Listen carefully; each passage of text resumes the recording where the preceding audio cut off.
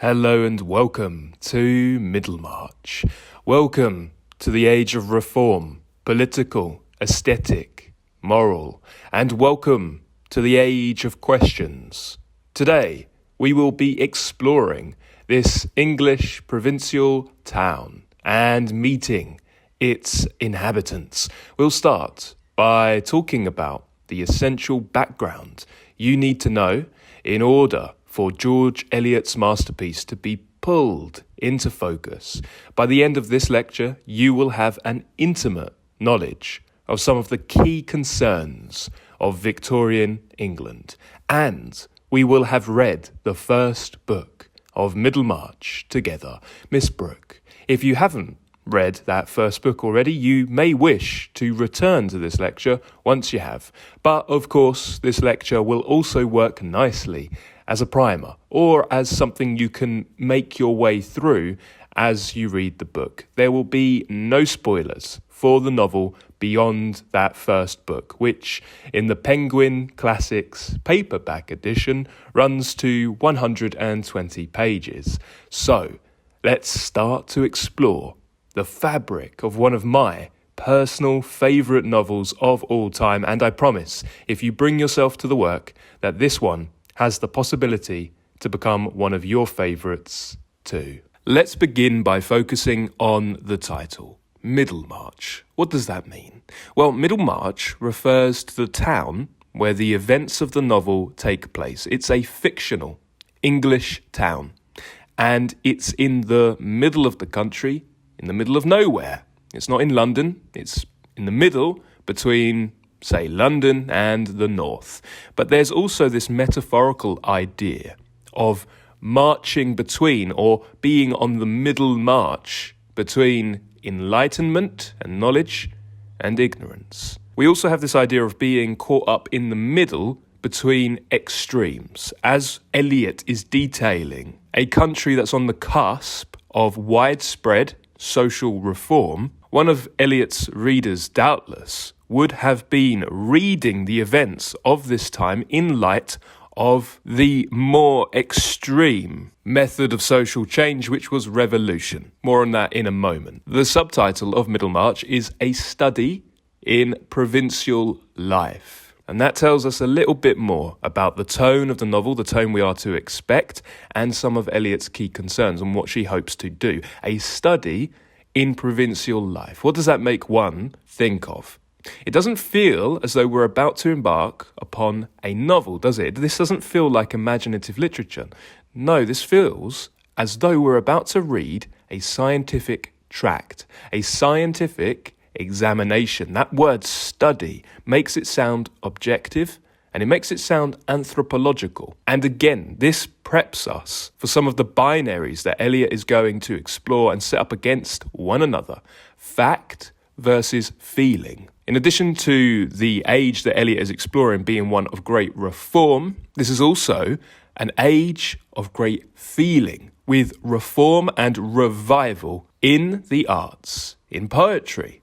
Great feeling, but it's also the age of science. And no doubt, many citizens at the time were pondering about how they might reconcile these two modes and whether they were mutually exclusive or not. A study in provincial life. Provincial is a Latinate word. It comes from the Latin and it comes from French to mean of a province.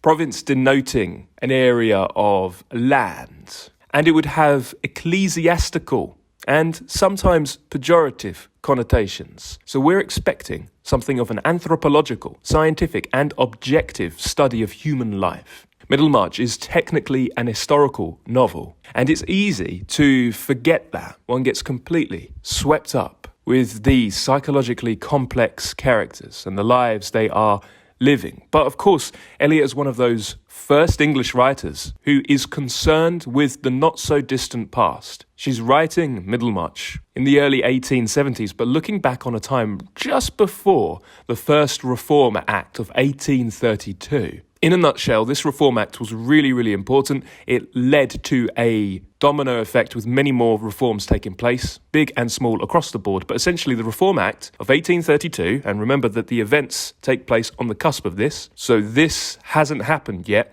that had the result of increasing the eligible voters, and it made the parliamentary system a little bit more democratic. We also have the Catholic Reform Act of 1829, in which Catholics could become members of Parliament. This is an age of questions. We have the Catholic question or the Catholic issue. We have the Irish question. We have the woman question. We'll see all of these hit upon in varying degrees throughout the novel. So we've got the Reform of 1832, we've got the Catholic Reform of 1829, and we've also got the railway boom, which hasn't happened yet, but it's on its way. The railway boomed during the 1840s. Now, the events of the novel, taking place primarily from 1830 to 1832, George Eliot would have been 11 years old, 11 to 13. George Eliot and Queen Victoria were both born in 1819. Victoria, the constitutional monarch, made monarch at the age of 18. Now, ostensibly, when we talk about the Victorian age, we're typically talking from 1837 to 1901. The Victorian age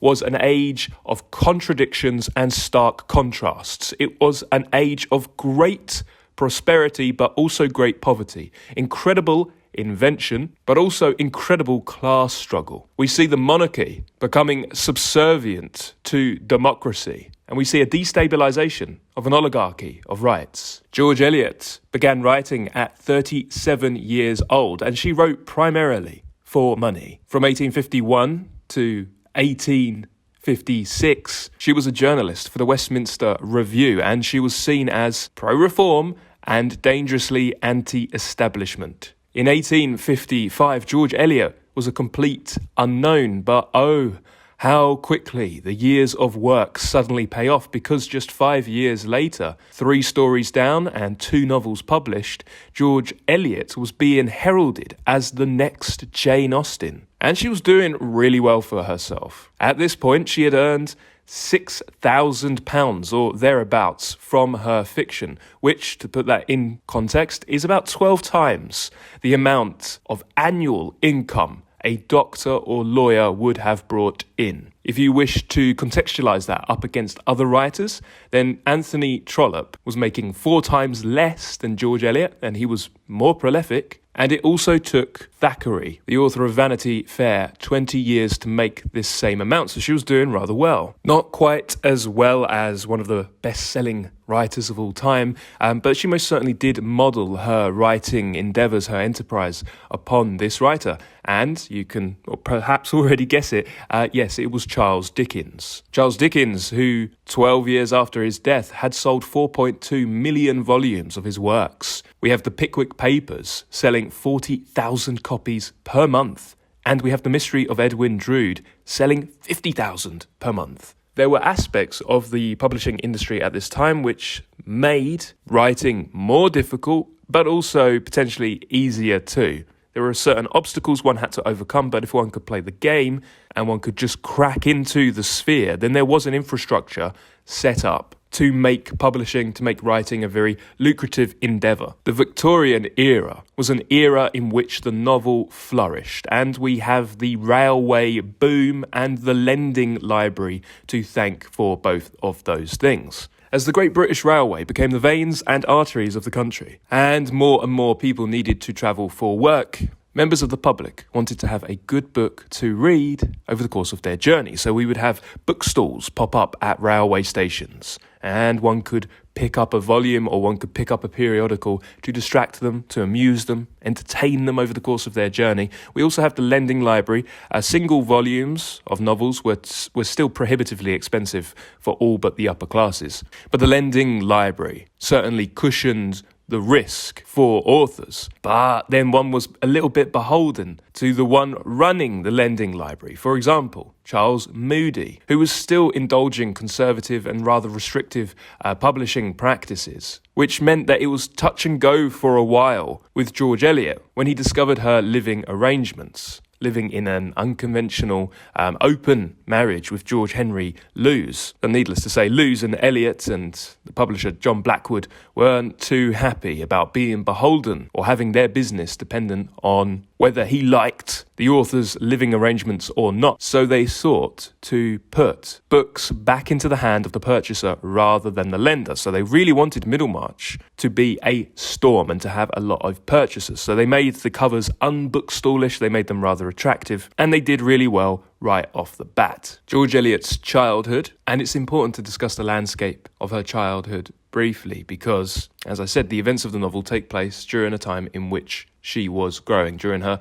formative years. The England of George Eliot's childhood would have been feeling the effects of industrialisation and urbanisation. We have the Enclosure Acts, leading to loss of livelihood for agricultural workers, and simultaneously we have a boom in factory openings. And so those who were once employed as agricultural workers were now making their way to the cities to live in cramped, dirty, impoverished environments and to swap their agricultural work for factory work. Eliot's childhood, or her generation, was post-Napoleonic Wars, which came to their close in 1815. Her generation is also post-American Revolution. It's an age of intense change in which the sovereignty of the individual is suddenly becoming a thing. We have a lot of unemployment. We have food shortages, and we have a population who is terrified that revolution, like the bloodthirsty revolution they had seen over the channel in France not too long ago, would come over here too. People were dissatisfied. People knew that there needed to be change, but people most likely didn't think that the avenue to change would be widespread murder and terror. We also have a lot of class antagonism for the first time. Whilst this is all going on, there is a huge population surge. Let's compare the population number. In 1750, the population was 6 million, but that had more than doubled to 13 million by 1830. Thanks to the famine over in Ireland, we see an influx of millions of Irish immigrants. And so we have a lot of homeless Irish children wandering the streets of cities like Manchester and Sheffield and Liverpool. This is something we'll look at when we read Wuthering Heights together. 4 years before George Eliot is born in 1815, we see that factory production is made possible by division of labour and mechanisation. We have things like power looms and water frames that revolutionise the mining and cotton industry. Suddenly, factory employees who had once been agricultural workers are no longer following the seasons and following the rising of the sun, but rather they are following factory whistles as factory employers start to make their employees clock in. In the year of Eliot's birth, 1819, we see that hundreds of hussars have to break up a peaceful workers' protest in Manchester. So whilst there was widespread non-violent reform across England, there were pockets of turbulence. From 1821 to 1825, we see the first steam locomotive railway. The 1830s and 40s are 2 decades of gloomy depression. They are completely dire for the working class, and the ruling elites simply could not care. By the time we get to the 40s and 50s, all major British cities are linked by rail. And the rail is a great symbol for the intense change experienced over the course of this century. You can see here William Powell Frith's The Railway Station. Look at how he depicts this clustered, busy urban scene. In 1860, Thackeray spoke to just how thoroughly the railway was a symbol for the change between eras. He writes, "Your railroad starts the new era, and we of a certain age belong to the new time and the old one. We elderly people have lived in that pre-railroad world, which has passed into limbo and vanished from under us. I tell you, it was firm under our feet once, and not long ago. They have raised those railroad embankments up and shut off the old world that was behind them. Climb up that bank on which the irons are laid and look to the other side. It is gone." And indeed, by the time we reach 1880, the Great British Empire is most certainly in significant decline. We get a sense of what the feeling of the England in the year of Eliot's birth, 1819, was like from Shelley's poem, England in 1819. He talks of an old, mad, blind, despised and dying king, princes, the dregs of their dull race, who flow through public scorn, mud from a muddy spring, and, pay attention to this, rulers who neither see nor feel nor know, but leech-like to their fainting country cling. He speaks of a people starved and stabbed in the untilled field. He says, religion Christless, godless, a book sealed. Now, let's talk briefly about England's political landscape, because that will explicate some of the discussions and the concerns that the characters have. Over the course of the 18th century, England has a lot of what were known as rotten and pocket boroughs. A rotten borough was a borough of the country that was underrepresented in Parliament, whilst a pocket borough was a borough of the country in which landowners could appoint representatives completely unopposed. Now, when we talk about the Age of Reform, this is the main problem that the key players in English politics at the time were battling against. The conversation being had across the country was essentially, how could we end elections that were completely controlled by a handful of powerful landowning families? In 1830, around the time that Middlemarch is set, we have two political parties, if you like, but very often these parties would grow out of factions. But the two main political players at the time were the Whigs and the Tories. The Whigs would become the Liberal Party that we know today, and the Whigs were essentially the wealthy aristocrats, and they were the merchant elite, whereas the Tories were the smaller aristocrats, and the Tories were composed of landlords. In 1830, we have Lord Grey's ministry, which is a Whig ministry. Now, the Whigs were in opposition to absolute monarchy. They wanted a constitutional monarch, and Queen Victoria was that first constitutional monarch, and they wanted a parliamentary system that was more democratic. They also opposed the Catholic Church. Okay, when we talk about the Catholic question at the time, the Whigs saw Catholics as a threat to liberty. So at this time, Lord Grey goes to King William IV and says to him that he needs to start offering moderate reform now, because if he doesn't, there will be violent reform later. And not too far down the line, we've got Thomas Babington Macaulay, a Whig, and he said that the city is in more danger of mob rule if it is not politically represented than if it is. By refusing to let 800,000 or 900,000 people express their opinions and wishes in a legal and constitutional way, you increase the risk of disaffection and tumult. Thomas Babington Macaulay, responsible for what would later go on to be known as the Whig view of history. We have the Reform Act in 1831 to 1832, in which Lord Grey proposed to abolish 60 rotten boroughs. Those are the boroughs that are underrepresented in Parliament. And this made the landlords and the smaller aristocrats composing the Tories unhappy. The bill was rejected. There were some riots, and then it was passed after a little bit of persuading. After the abolishment of rotten and pocket boroughs, we see MPs start to become appointed in industrial boroughs of the country for the very first time.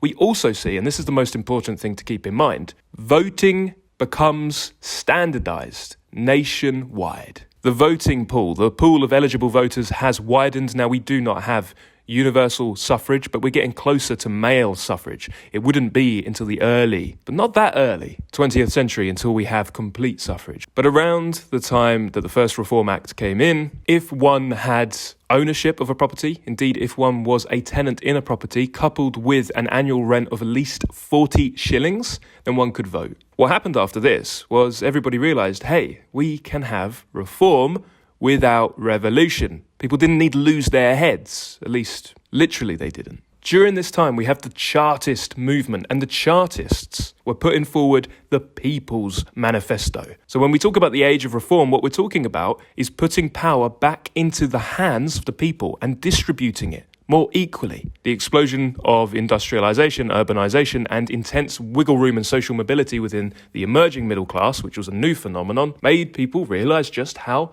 unequal everything was. And for many people, that would mean that if they could improve their station, they most certainly would try to. And so we have the People's Manifesto. And the Chartists wanted 6 main things that were already pretty much, more or less, agreed upon over in democratic America. What did they want? They wanted a universal male suffrage. They wanted elections by secret ballots. They wanted MPs to be paid. They wanted annual parliaments.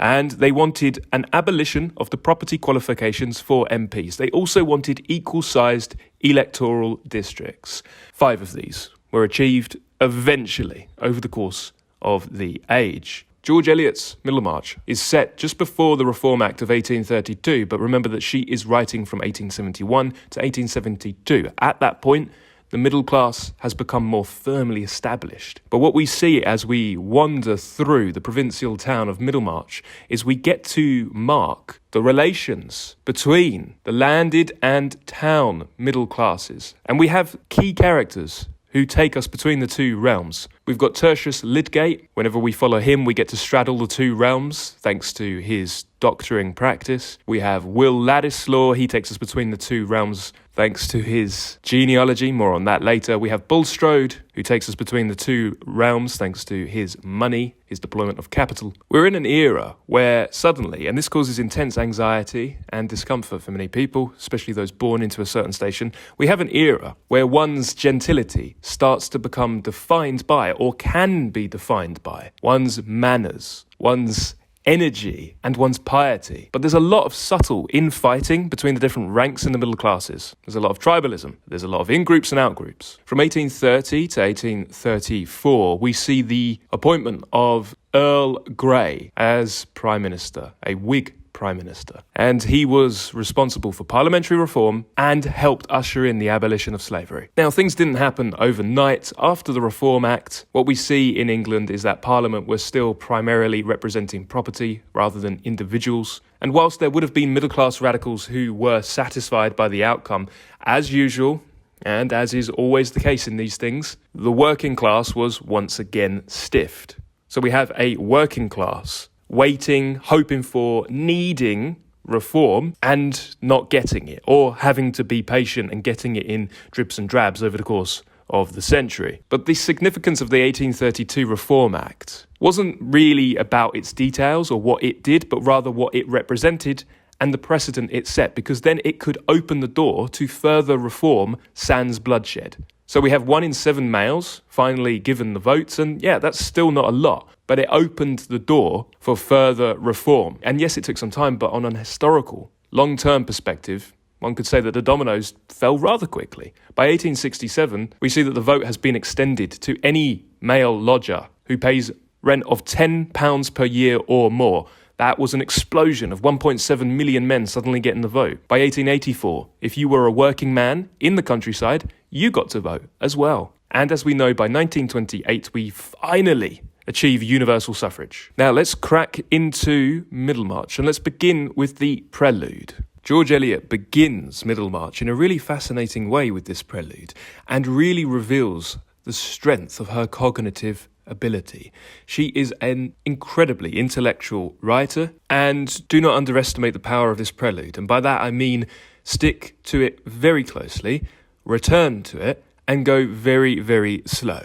You may notice over the course of reading Middlemarch that your reading time of George Eliot is significantly higher than your reading time of other writers. Myself, without pens or paper, without notes, without pausing, my reading time is twice that of Dickens for Eliot. And in all honesty, we should take the prelude even slower. You should go line by line, read it aloud, and ask yourself what each and every line means, and you should return to it. A good practice would be to return to it and reread it at the end of every book. So the first book to come out in December of 1871 was Miss Brooke, and then the reading public would have to wait a couple of months until the beginning of February for book 2, Old and Young. So when you get to the end of Miss Brooke, go to that prelude.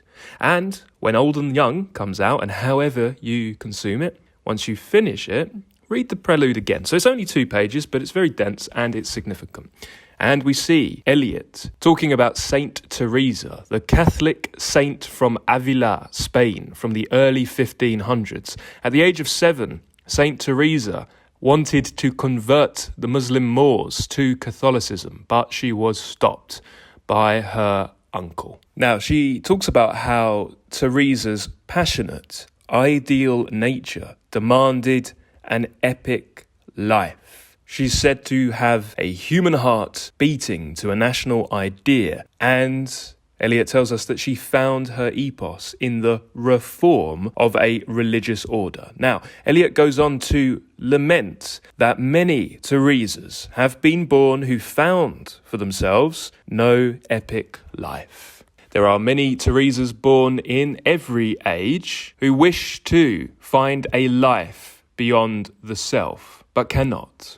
Spiritual grandeur ill-matched with the meanness of opportunity. So we see with this story, even Saint Teresa at a young age was thwarted by her environment, her uncle, by everyday concerns. Eliot talks about the Teresas who were born in an age that could not afford them the opportunity to achieve something noble. She talks of them becoming a tragic failure, sinking unwept into oblivion. And although they try to shape their thoughts and deeds in noble agreement, these later-born Teresas, their struggles would seem mere inconsistency and formlessness to others. Now keep in mind that idea of formlessness. We'll see some of this with Dorothea Brooke, foundress of nothing. And so what Eliot's saying is that in a certain age, one is born with the passion to effect wide-scale sociological, moral, religious change, fed with an inner light, with deep intrinsic motivation. These women are born with the potential to be a great boon upon the world, but by virtue of the station in which they are born, by virtue of the epoch that they find themselves. Eliot says that despite their dreaming of great deeds, they find themselves becoming wives and mothers instead. Their ardour, Eliot tells us, alternated between a vague ideal and the common yearning of womanhood. Some have felt that these blundering lives are due to the inconvenient indefiniteness with which the supreme power has fashioned the natures of women. Keep in mind those 2 ideas, indefiniteness and natures of women, fashioned by supreme power. What Eliot wants us to consider is this idea of one being born in the wrong time, a woman being born in the wrong time, and the extent to which they can exercise influence upon the world. Where does reform start? Widespread social, political, moral reform. It is my belief that over the course of Middlemarch, Eliot impresses upon us this idea that reform starts at home. It starts very, very close to us. But she begins Middlemarch by wondering, are there no more martyrs? How does one reform the world? Despite the inconvenient indefiniteness, the supreme power fashions the shape of woman. She ends the prelude by saying, here and there is born a Saint Teresa, foundress of nothing, whose loving heartbeats and sobs after an unattained goodness tremble off and are dispersed among hindrances, instead of centering in some long recognizable deed. The age of reform was also an age in which the woman question took centre stage. Now, Eliot chooses to open her masterpiece with a meditation on Saint Teresa and the implications of being born as a Saint Teresa potentially in the wrong age. We have many iconic women born during this time. One thinks immediately of Queen Victoria, born in the same year as George Eliot herself. And indeed one thinks of Florence Nightingale, the lady with the lamp, tending to wounded soldiers in Crimea. Florence Nightingale would write in Cassandra in 1852, but only published in 1928, the year in which universal suffrage was finally achieved. Nightingale writes, "Why have women passion, intellect, moral activity, these 3, and a place in society where no one of the 3 can be exercised?" John Stuart Mill, writing something similar in The Subjection of Women, 1869, states that what is now called the nature of woman is eminently an artificial thing, the result of forced repression in some directions, unnatural stimulation in others. This was an age of intense change regarding what it meant to be a woman too, both to women and to men. Suddenly the ideals of women were being challenged, and we have a lot of different conflicting ideas of what it meant to be a woman, and few of them were very fair or reflected a robust, nuanced and faithful view of womanhood and femininity as it truly is. We have this idea of the fallen woman, well, that's always been there, but suddenly we have this idea of the working woman. Suddenly division of labour becomes a thing, and women make up a huge bulk of the workforce. This idea of women going to work and getting the right to work post-universal suffrage is an historically inaccurate one. Women have always worked, but they most certainly were working over the course of the 19th century. They were just working in really crappy jobs alongside men. They were working in factories. They were working as agricultural workers. An age didn't come where suddenly women got the right, the liberty to become a match girl, earning very little for backbreaking labour. This has already been a thing. But how could men of the time reconcile this idea of working woman with this idea of woman as mother or wife? What we'll see, and we see this over the course of Middlemarch, is that this idea of woman is almost always defined up against man, what they are to a man, how they complement or don't complement manhood. Now, George Eliot takes a rather conservative view of women. One could say that she takes a conservative view of many of her characters, but she also takes a thoroughly sympathetic view. She wants her male readers, she wants all of her readers to take a thoroughly sympathetic view of women too. We have this idea that women, in a George Eliot novel, and she crafts all of her characters with intense psychological complexity, we'll see that. We have this idea that women, rather than being a stock type or an ideal, can have ambition, they can have an inner light of intrinsic motivation, they can wish to act nobly and be a force for change and a force for good in the world. They have all of this ambition, but they are constrained. They are fighting against constraints. This is why the age of reform was such a key period of change in the history of women's rights, marriage rights, equal rights. This was an era in which women really started to push back against convention. Now, what was the ideal woman for a Victorian middle-class man? Well, in the era previous, for a middle-class man, a woman was either a temptress figure, and this was stoked by the Genesis, the biblical stories of Eve and the fall of man. This was no longer a concern, or not really a concern. But for the most part, woman was seen as sexless helpmate. And we take that idea of helpmate or helpmeet from the Bible itself. Men looked to women to be their moral guides. They expected them to be better than they were morally, more morally sound. They put an unfair expectation of them being virtuous, an expectation that they did not have to live up to. And that's reflected in the legislature up to the time, the difficulty with which a woman, even a woman who has suffered the fallout from adultery, the difficulty with which a woman can obtain divorce, and the ease with which a man could do so, and how the rights were split in the favour of the man. There was a lot of pressure on women at the time to live up to this ideal, and the pressure was there because had they not, or were they unable to live up completely to this ideal, and indeed anybody who knows anything about the psychology of idealisation knows that it's not difficult to fall from a pedestal. It's a very precarious place to be, teetering.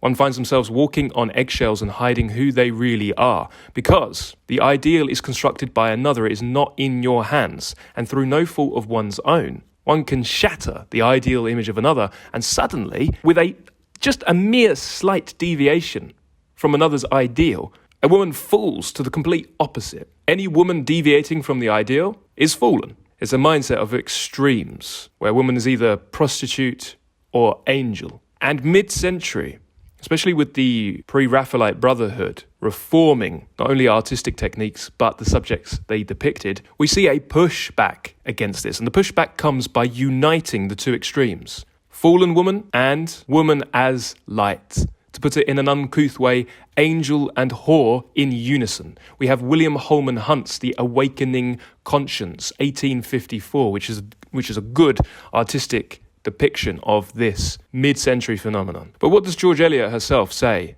about the woman question?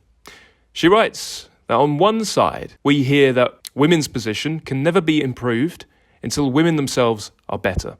And on the other, that women can never become better until their position is improved, until the laws are made more just and a wider field opened to feminine activity.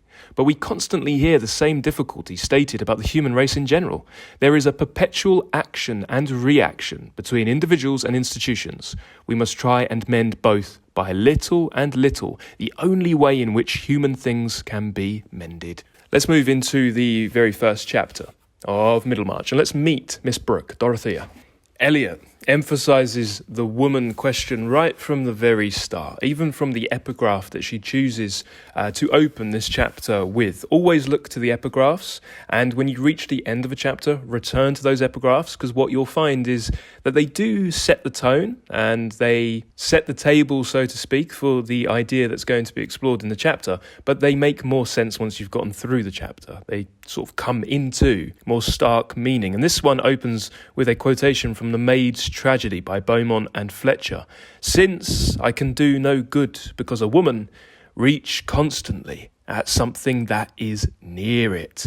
The very first word in chapter 1, kicking off Middlemarch, is Miss Brooke's name.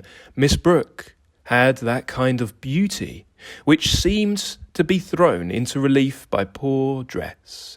Her hand and wrist were so finely formed that she could wear sleeves, not less bare of style than those in which the Blessed Virgin appeared to Italian painters, and her profile, as well as her stature and bearing, seemed to gain the more dignity from her plain garments, which, by the side of provincial fashion, gave her the impressiveness of a fine quotation from the Bible. I love that. So there's a lot going on here. Immediately we have lexis, or vocabulary, drawn from the world of Renaissance painting. And we also have her, the character, the person, explicated as though she were a fine quotation from the Bible. That's a really curious way to describe another human, isn't it? She's defined in terms of biblical language and biblical lessons, biblical quotations, but she's also held up against the visual arts and visual depictions. We'll see this throughout Middlemarch for Miss Brooke. There are other characters, we'll see, that have a musical quality. Miss Brooke does now and then, but Eliot continues to deploy language from the visual aesthetic realm in order to describe Miss Brooke. In chapter 9, just bopping on for a moment and then we'll go back to chapter 1. In chapter 9 on page 74, and keep in mind that throughout I'm referring to the Penguin Classics paperback edition of this book. So if you have that, you can find the page number exactly. It's the one with the bust of the woman on the cover, a statuette of La Venus de l'Al by William Henry Fox Talbot from the 1840s. So on page 74, we're told that to poor Dorothea, these severe classical nudities and smirking Renaissance correggiosities were painfully inexplicable. Staring into the midst of her puritanic conceptions, she had never been taught how she could bring them into any sort of relevance with her life. In chapter 10, page 88, Dorothea is described as having a complete air of repose about her, as if she had been a picture of Santa Barbara. Now, let's go back to that very first chapter, that opening chapter, page 7 in the Penguin Classics. Eliot draws comparisons from the Italian painters who were depicting blessed virgins and saints. And there's also the comparison drawn of her being like a fine quotation from the Bible. Now, what we see very early on is what I am going to call the Eliotic brushstroke, or indeed a Eliotic brushstroke, because George Eliot does a few really interesting things, aesthetically speaking, with her narrative, with her construction of character. And we see this right from the start, that one thing she likes to do is draw comparisons. She likes to set characters up against each other, and characters are defined by virtue of who they are juxtaposed with. So, in addition to meeting Dorothea, Miss Brooke, we also meet her sister Celia. We're told that Celia had more common sense, but Celia wears more trimmings, she has an air of coquetry about her, but we also see them differ by virtue of what they are doing at the very opening of this novel. Dorothea is busy planning some buildings, constructing some plans, some floor plans for cottages, whilst Celia's concern is with their departed mother's gems, how they might divide the jewellery. She wants to start wearing them and would like her sister's approval. And of course, her sister is a bit reluctant to give such approval. She does finally kind of cave, and she persuades herself that the gems are like spiritual emblems. But her puritanical bent makes her rather resistant to indulging too much display. She'd rather be plain and chaste. We learn a lot about these two characters by virtue of how they talk to each other. Page 12, towards the bottom. Celia says, "Oh, Dodo, you must keep the cross yourself." She's trying to give her the cross. "No, dear, no," said Dorothea, putting up her hand with careless deprecation. "Yes, indeed, you must. It would suit you. In your black dress now," said Celia insistingly. "You might wear that." "Not for the world, not for the world. A cross is the last thing I would wear as a trinket." Dorothea shuddered slightly. "Then you will think it wicked in me to wear it," said Celia uneasily. "No, dear, no," said Dorothea, stroking her sister's cheek. "Souls have complexions too. What will suit one will not suit another." And that's a wonderful, wonderful phrase, a key to cut out and keep. Souls have complexions. What will suit one will suit another. And we're going to see that over the course of this novel. We see Middlemarch is a web, and we have all of these intersecting, connecting lives. And a web is a very precarious, delicate thing. And the web is composed of the different aims and viewpoints and positions, paradigms through which they see the world, how different people act, what people want versus what they need. Page 8, we're told that Dorothea knew many passages of Pascal's Pensées and of Jeremy Taylor by heart, and to her, the destinies of mankind, seen by the light of Christianity, made the solicitudes of feminine fashion appear an occupation for Bedlam. Bedlam being the Bethlehem Royal Hospital, or St. Mary Bethlehem's Royal Hospital, a psychiatric hospital in London. She could not reconcile the anxieties of a spiritual life involving eternal consequences with a keen interest in guimp and artificial protrusions of drapery. Her mind was theoretic and yearned by its nature after some lofty conception of the world, which might frankly include the parish of Tipton and her own rule of conduct there. Okay, so what we're going to see in Middlemarch as well is this middle march between the theoretic and the practical, theory and application, having lofty ideals and trying to put them or bring them into fruition in the world around one. She wishes to have a real positive effect on her province. She was enamoured of intensity and greatness and rash in embracing whatever seemed to her to have those aspects, likely to seek martyrdom, to make retractions, and then to incur martyrdom, after all, in a quarter where she had not sought it. Certainly, such elements in the character of a marriageable girl tended to interfere with her lot and hinder it from being decided according to custom, by good looks, vanity, and merely canine affection. So what do we learn about Miss Brooke right from the very start? We learn that she is idealistic, but she also finds herself relying on male authority to guide her feminine instinct. So she has all of these ideal, lofty conceptions on how to make the world a better place.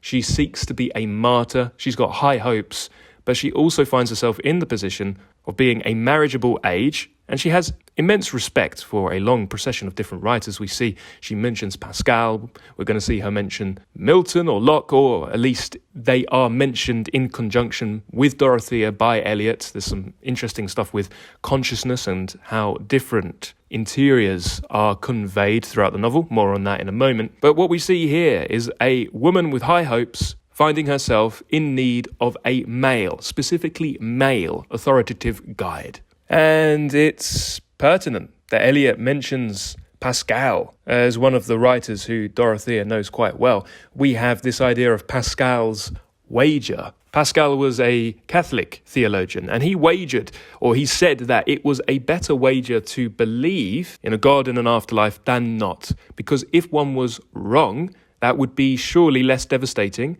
than if one professed not to believe and then one was found wrong. I.e., if one is an atheist and then there is eternal heaven and hell, well, that would be quite damaging. Whereas if one were to profess a belief in any small way, the payoff, if they are right, is so much more significant, and the potential damage so much more significant too. We see that Dorothea is wondering what would have been if she had been born in time to aid John Milton, the writer of Paradise Lost, when blindness had come on, or any of the other great men whose odd habits it would have been glorious piety to endure. She's thinking all of this because we have just met Sir James Chettham, and there is marriage prospects in the air.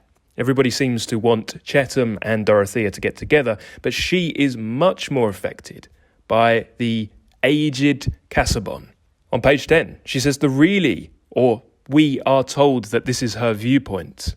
To Dorothea, the really delightful marriage must be that where your husband was a sort of father and could teach you even Hebrew, if you wished. And so Dorothea has a lot of inward light and she has a lot of ambition, but she feels as though she needs a guide. And Eliot divested a lot of herself in all of her characters, but she divested quite a lot of herself, or facets of herself, into Dorothea as well. And Dorothea Brooke happens to be one of my personal favourite protagonists in literature. I think she is wonderfully drawn and incredibly psychologically complex. We take her, like many of the citizens of Middlemarch, we take her as a person who actually is.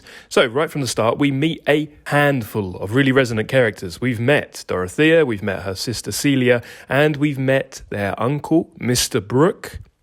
Now, Mr Brooke, he is set up in stark contrast with his niece. Unlike his niece, he doesn't have too many ideas. As we read through this first book, we'll see that a motif that's hit upon over and over again is this idea of ideas themselves and opinions. The age of reform is an age of questions and is an age of ideas. And Mr Brooke is defined by virtue of what he lacks. He doesn't have as many ideas or ideals as his niece. He's defined as being of uncertain vote. Always pay attention to how a character is introduced because it's significant. Page 8. Their uncle, a man nearly 60, of acquiescent temper, miscellaneous opinions, and uncertain vote. He had travelled in his younger years and was held in this part of the country to have contracted a too rambling habit of mind. Mr Brooke's conclusions were as difficult to predict as the weather. It was only safe to say that he would act with benevolent intentions and that he would spend as little money as possible in carrying them out. A refrain that characterises Mr Brooke that he likes to deploy over and over again is this idea of doing things up to a point. In chapter 2, page 17, speaking with Chettham, Mr Brooke says, I went into science a great deal myself at one time, but I saw it would not do. It leads to everything. You can let nothing alone. So it would not do. That's a phrase that Mr Brooke likes as well. Page 40 and chapter 4, Mr Brooke, speaking with his niece about marriage. He assures her that Chettham is a good match and our land lies together. I shall never interfere against your wishes, my dear. People should have their own way in marriage and that sort of thing, up to a certain point, you know. I have always said that, up to a certain point. I wish you to marry well, and I have good reason to believe that Chettham wishes to marry you. So there we go again, up to a certain point. Page 46 in chapter 5. Mr Brooke once again impresses his wishy-washy ambivalence upon us, and he says, I had it myself, that love of knowledge and going into everything, a little too much. It took me too far. So he's continuously concerned about going too far, pushing the boat out, going too extreme. One wonders what exactly he did that took him too far. Anybody who has read Mary Shelley's Frankenstein may indeed find themselves harking back to the dodgy doctor electrifying and reanimating the stitched-together corpse pieces. Now that's science going too far. One wonders, did Mr Brooke go that far? Perhaps he doesn't really go far enough. He doesn't really have ideas. And one wonders whether his moderation is a spiritual stagnation or just laziness and complacence. Now let's go back to the opening chapter, page 9 in the Penguin Classics. We see this push-pull tension between Dorothea's inner light and ambition, her idealistic ambition to change the world, and the fact that she is of marriageable age and needs to start concerning herself with such matters. And how should Dorothea not marry a girl so handsome and with such prospects? Nothing could hinder it but her love of extremes and her insistence on regulating life according to notions which might cause a wary man to hesitate before he made her an offer, or even might lead her at last to refuse all offers. A young lady of some birth and fortune, who knelt suddenly down on a brick floor by the side of a sick labourer and prayed fervidly, as if she thought herself living in the time of the apostles, who had strange whims of fasting like a papist, and of sitting up at night to read old theological books. Such a wife might awaken you some fine morning with a new scheme for the application of her income, which would interfere with political economy and the keeping of saddle horses. A man would naturally think twice before he risked himself in such fellowship. And here we have a really resonant end to a paragraph. I love this. Women were expected to have weak opinions, but the safeguard of society and of domestic life was that opinions were not acted on. Sane people did what their neighbours did, so that if any lunatics were at large, one might know and avoid them. And that is how society operates. We comply with social norms. We have this idea of keeping up with the Joneses. We have this idea of social proof in the psychology of persuasion. What one's neighbour is concerned with and doing and aiming at is a great predictor of what you yourself will be concerned with. We want to fit in. We are herd creatures. We're tribalistic. We do not want to go against the grain. Women were expected to have weak opinions. And we see that the implication here is that society at large would take a Dorothea Brooke, a Saint Teresa reincarnated, as being rather insane, as being a patient at Bedlam. In the next paragraph, still page 9, the rural opinion about the new young ladies, even among the cottagers, was generally in favour of Celia, as being so amiable and innocent-looking, while Miss Brooke's large eyes seemed, like her religion, too unusual and striking. We could put quote marks around those phrases, the rural opinion and the new young ladies. We also see this Eliotic brushstroke where character is defined in a very Aristotelian way by action. We are what we repeatedly do, and character is destiny. And if character is simply composed of actions we're most likely to consistently, habitually take, then action is destiny. And we see that Miss Brooke's actions, like her opinions, we see them in the process of forming, and we see them as a reaction to other people. We're told that she likes to ride horseback, and riding was an indulgence which she allowed herself in spite of conscientious qualms. She felt that she enjoyed it in a pagan, sensuous way, and always looked forward to renouncing it, and indeed she does. She renounces her horseback riding because Sir James Chettham applauds it. So we see her defined in light of what she no longer will do. So action and indulgence and renunciation of action are defining character. Now here's another Eliotic brushstroke. We see the introduction of Sir James Chettham, page 10. But we see Chettham considered from Celia's point of view, very overtly. Sir James Chettham, for example, whom she, that's Dorothea, constantly considered from Celia's point of view, inwardly debating whether it would be good for Celia to accept him. Now this is something that Eliot is going to do, and in a way she's prepping us. The narrative style of Middlemarch is third-person omniscient narration. That is where the writer knows everything about everyone, to the point where she can go in their minds and she can relay their consciousness, their threads of thinking. So very often, the language of the book is tinged by a certain character's way of viewing the world. And what she wants us to do is see the world through all these different characters' eyes. That is her moral duty. And remember that Eliot is a moral writer as well as an historical one. And the way she seeks to carry out and achieve her moral aims, her spiritual aims, is by making her reader consider the world from the point of view of many different diverse characters. And I think she does an incredible job with this. We'll see this many times over the course of the novel. Of course, that first chapter, we are also introduced to Reverend Edward Casaubon. Page 11.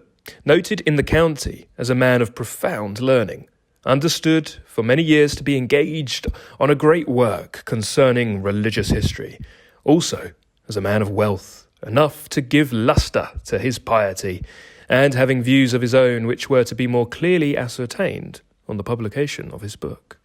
His name carried an impressiveness hardly to be measured without a precise chronology of scholarship. At the beginning of chapter 2, inhabiting Dorothea's consciousness, we see she considers Casaubon's manners as being very dignified, and the set of his iron-grey hair and his deep eye sockets made him resemble the portrait of Locke. That's John Locke, English philosopher and physician, one of the most influential thinkers of the Enlightenment, often referred to as the father of liberalism, and one of the great British empiricists.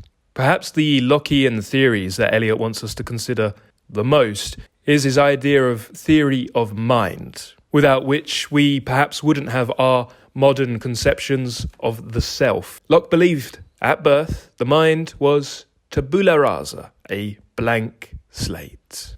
Let's go to the very final paragraph of chapter 1. In comparing Celia and Dorothea, Eliot tells us that the younger had always worn a yoke. But is there any yoked creature without its private opinions? So we've got this idea of opinions, but we've also got this idea of impingement and confines and constraints as well. We'll see this idea of being yoked, but brought into our awareness with different language throughout the course of the novel. We get a sense over the course of chapter 1 that Dorothea is not always consistent with her opinions, but she most certainly doesn't keep them private. And there is a split between her outward meekness and her inward fire.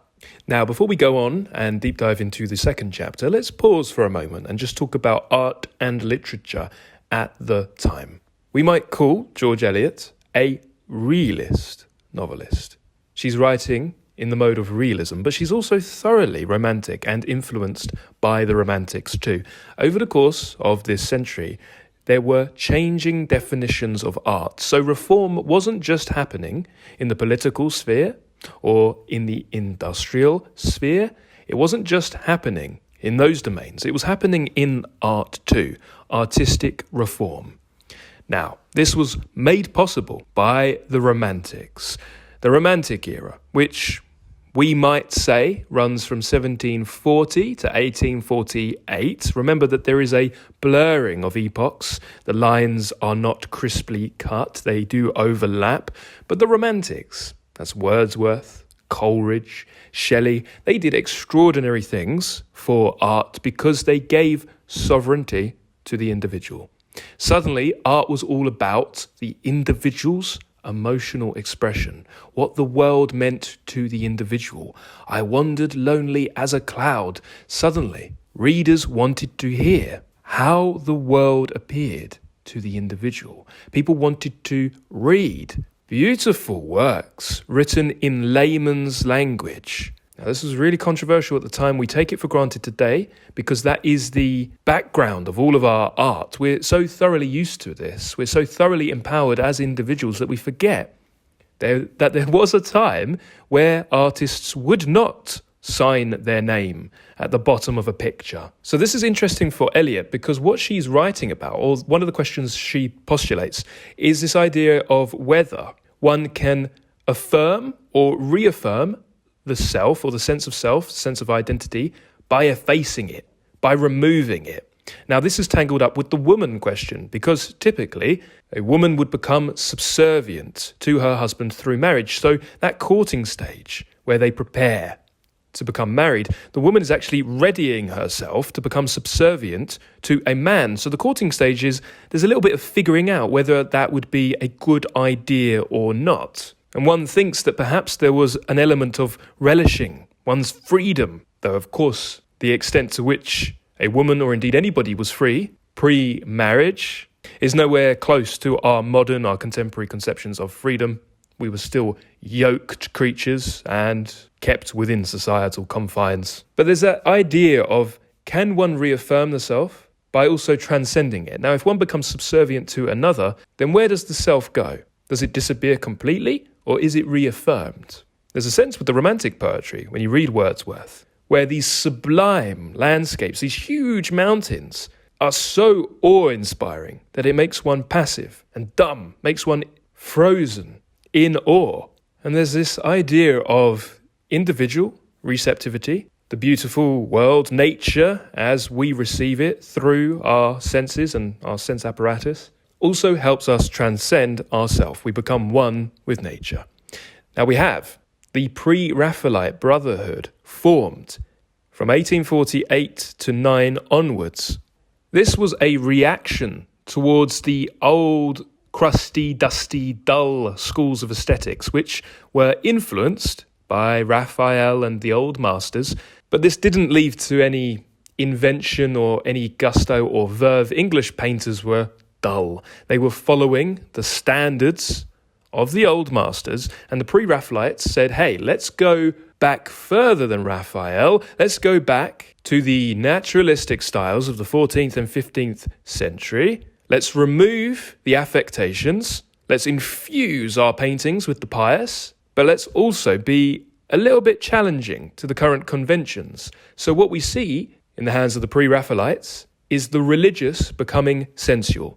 Their inspiration was biblical stories, poems, poems by Tennyson and Blake and so on. And we see a sensuality that would have been quite a challenge, quite an affront, and quite a shake-up to Victorian, somewhat prudish conventions. The three core players, though indeed more came afterwards, but the three core players of the Pre-Raphaelites were Dante Gabriel Rossetti, who was also a poet, and he would write complimentary poems to go up against his paintings. And we have William Holman Hunt and also John Everett Millais.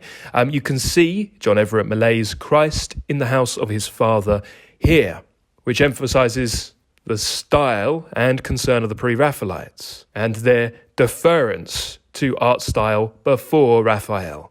So the aim of the Pre-Raphaelites was to reform the standards of English painting. They saw the Victorian era as being stuck in a period of aesthetic degradation. Those Victorian English painters still clutching fervently to the standards of the Renaissance teaching, that was all dull. That needed to be dispensed with.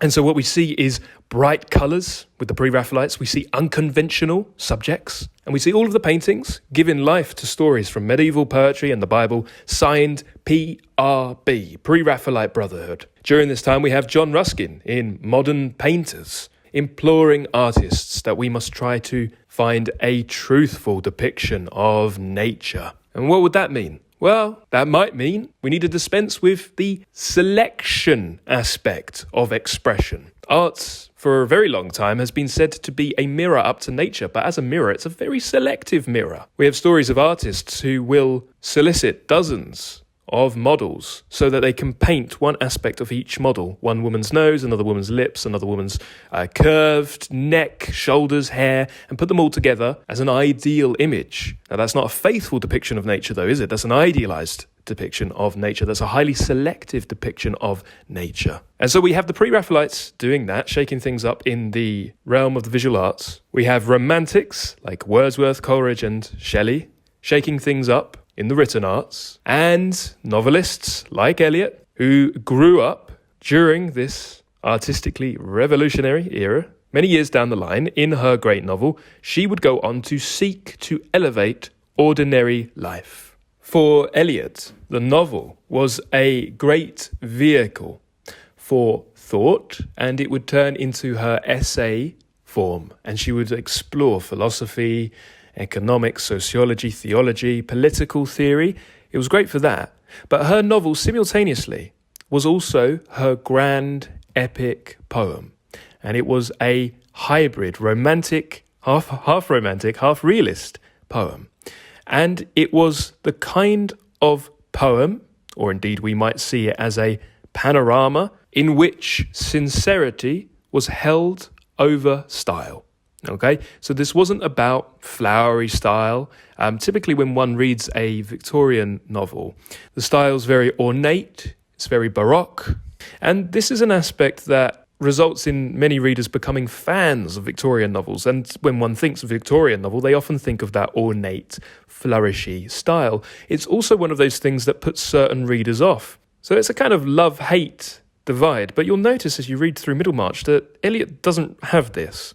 She seeks to not only elevate ordinary life, but to do so in ordinary terms, to use the language of the layman. It's perhaps no surprise to discover that George Eliot, in her formative years, would tear through the poetry of Schiller and Goethe. She would read the novels of George Sand. Of course, she would read Shakespeare endlessly. She would read Dante.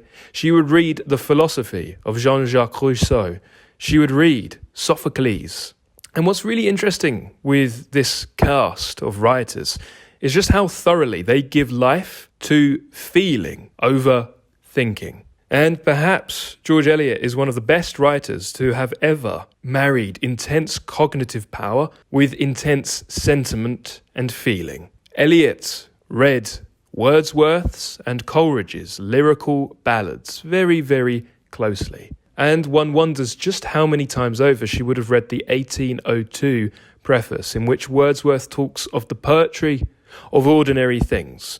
Read through lyrical ballads and you'll see that the romantic preoccupation as set by this volume is this idea of looking back to the pre-industrial past through rose-tinted glasses, is this idea of sympathy, sympathising with another, sympathising with nature.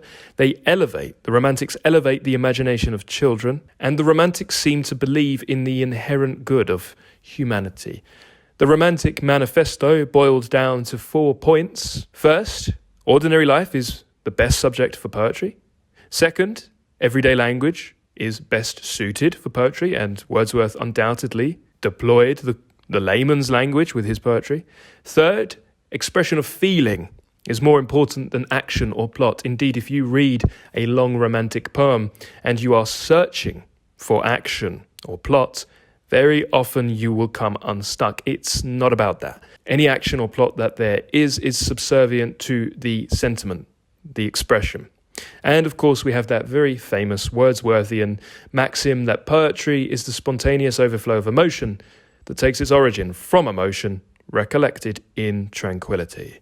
Let's go on to chapter 2 of Middlemarch. Now, we see from the beginning of chapter 2 that Wordsworth is evoked, but before we get to that, Eliot chooses the epigraph for chapter 2 to be from Cervantes' Don Quixote, referring to the helmet of Mambrino. Now, if you've read Don Quixote, and I would highly recommend it, along with Middlemarch, it's one of my favourite novels of all time. The helmet of Mambrino is not really a helmet, it's a basin. It's only a helmet because the mad, but of course his madness is brought into question, the mad knight-errant Don Quixote chooses that basin to be a helmet. So it's what he decides it to be. Now, he does choose his madness. We see that he's not actually mad against his will. He's playing at knight-errant. But essentially, what Eliot wants us to think about here is the nature of idealisation, maybe not seeing correctly. Now, one can hazard a guess as to the extent to which she believes one's delusion is self-chosen or not. That's perhaps a different issue, but that's what that quotation is all about. And we are at a dinner table, and we hear that Mr Brooke once ran in the same circles as Wordsworth.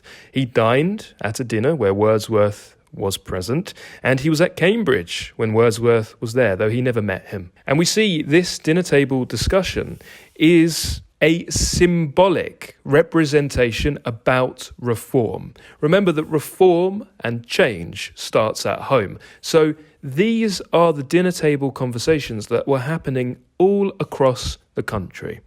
They're talking about reform, not overtly all of the time. Sometimes it's kind of hit upon, sometimes it's quite subtle. But that is what their conversation is really about, the nature of change and change in England. Now, what happens when dinner tables all over the land are having these conversations? And of course, one can apply this to any age. This would have happened in revolutionary France towards the end of the 18th century. One most certainly would have a fascinating experience if one could be a fly on the wall at just a handful of dinner tables across the land. And this sort of conversation happens across the land today, but the details have changed. The political, economic, moral preoccupations have shifted. Now, this audio is going live in December 2021. That's 150 years since the month of this publication of Middlemarch in England. The dinner table conversations are different, but we still have them.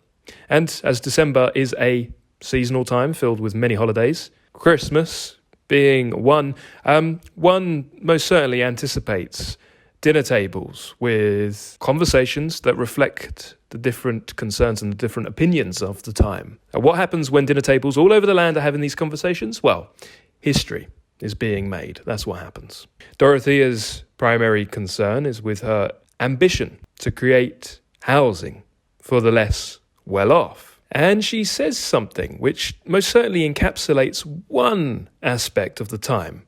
She represents many more like her when she says, surely it is better to spend money in finding out how men can make the most of the land which supports them all, than in keeping dogs and horses only to gallop over it. This is page 17 at the beginning of chapter 2.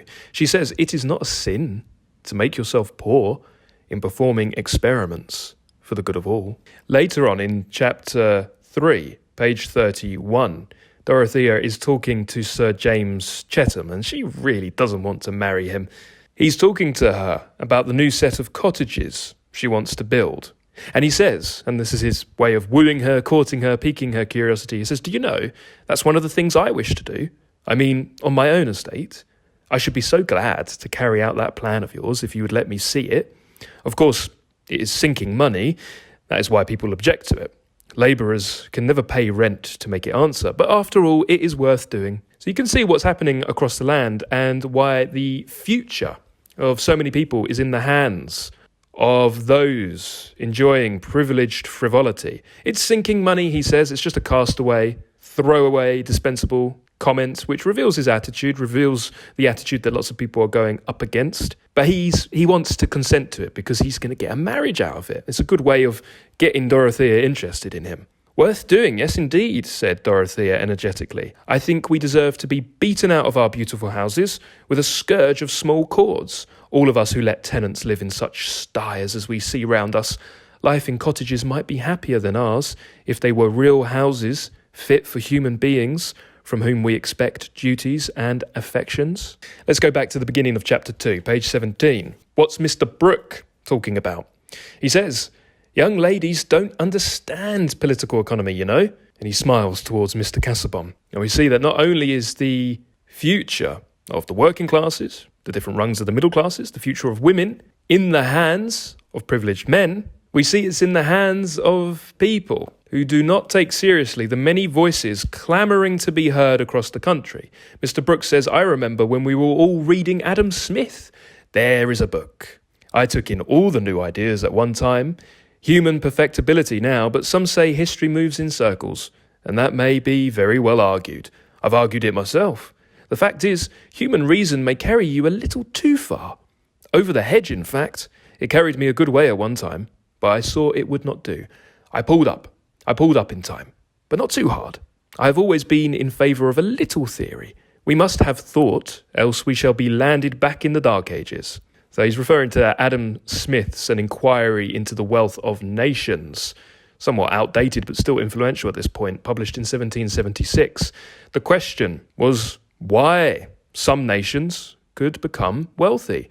Well, the real question was potentially, Why wasn't every nation poor? Now, speaking of ideas, whilst Mr Brooke doesn't really have many, doesn't want to get into ideas, and whilst Dorothea is all about ideas and social justice, Casaubon is not about ideas at all. Casaubon is mired in the past. He says he doesn't read those sorts of books that Mr Brooke is interested in. He has little leisure for such literature just now. I've been using up my eyesight on old characters lately. The fact is, I want a reader for my evenings. But I am fastidious in voices and I cannot endure listening to an imperfect reader.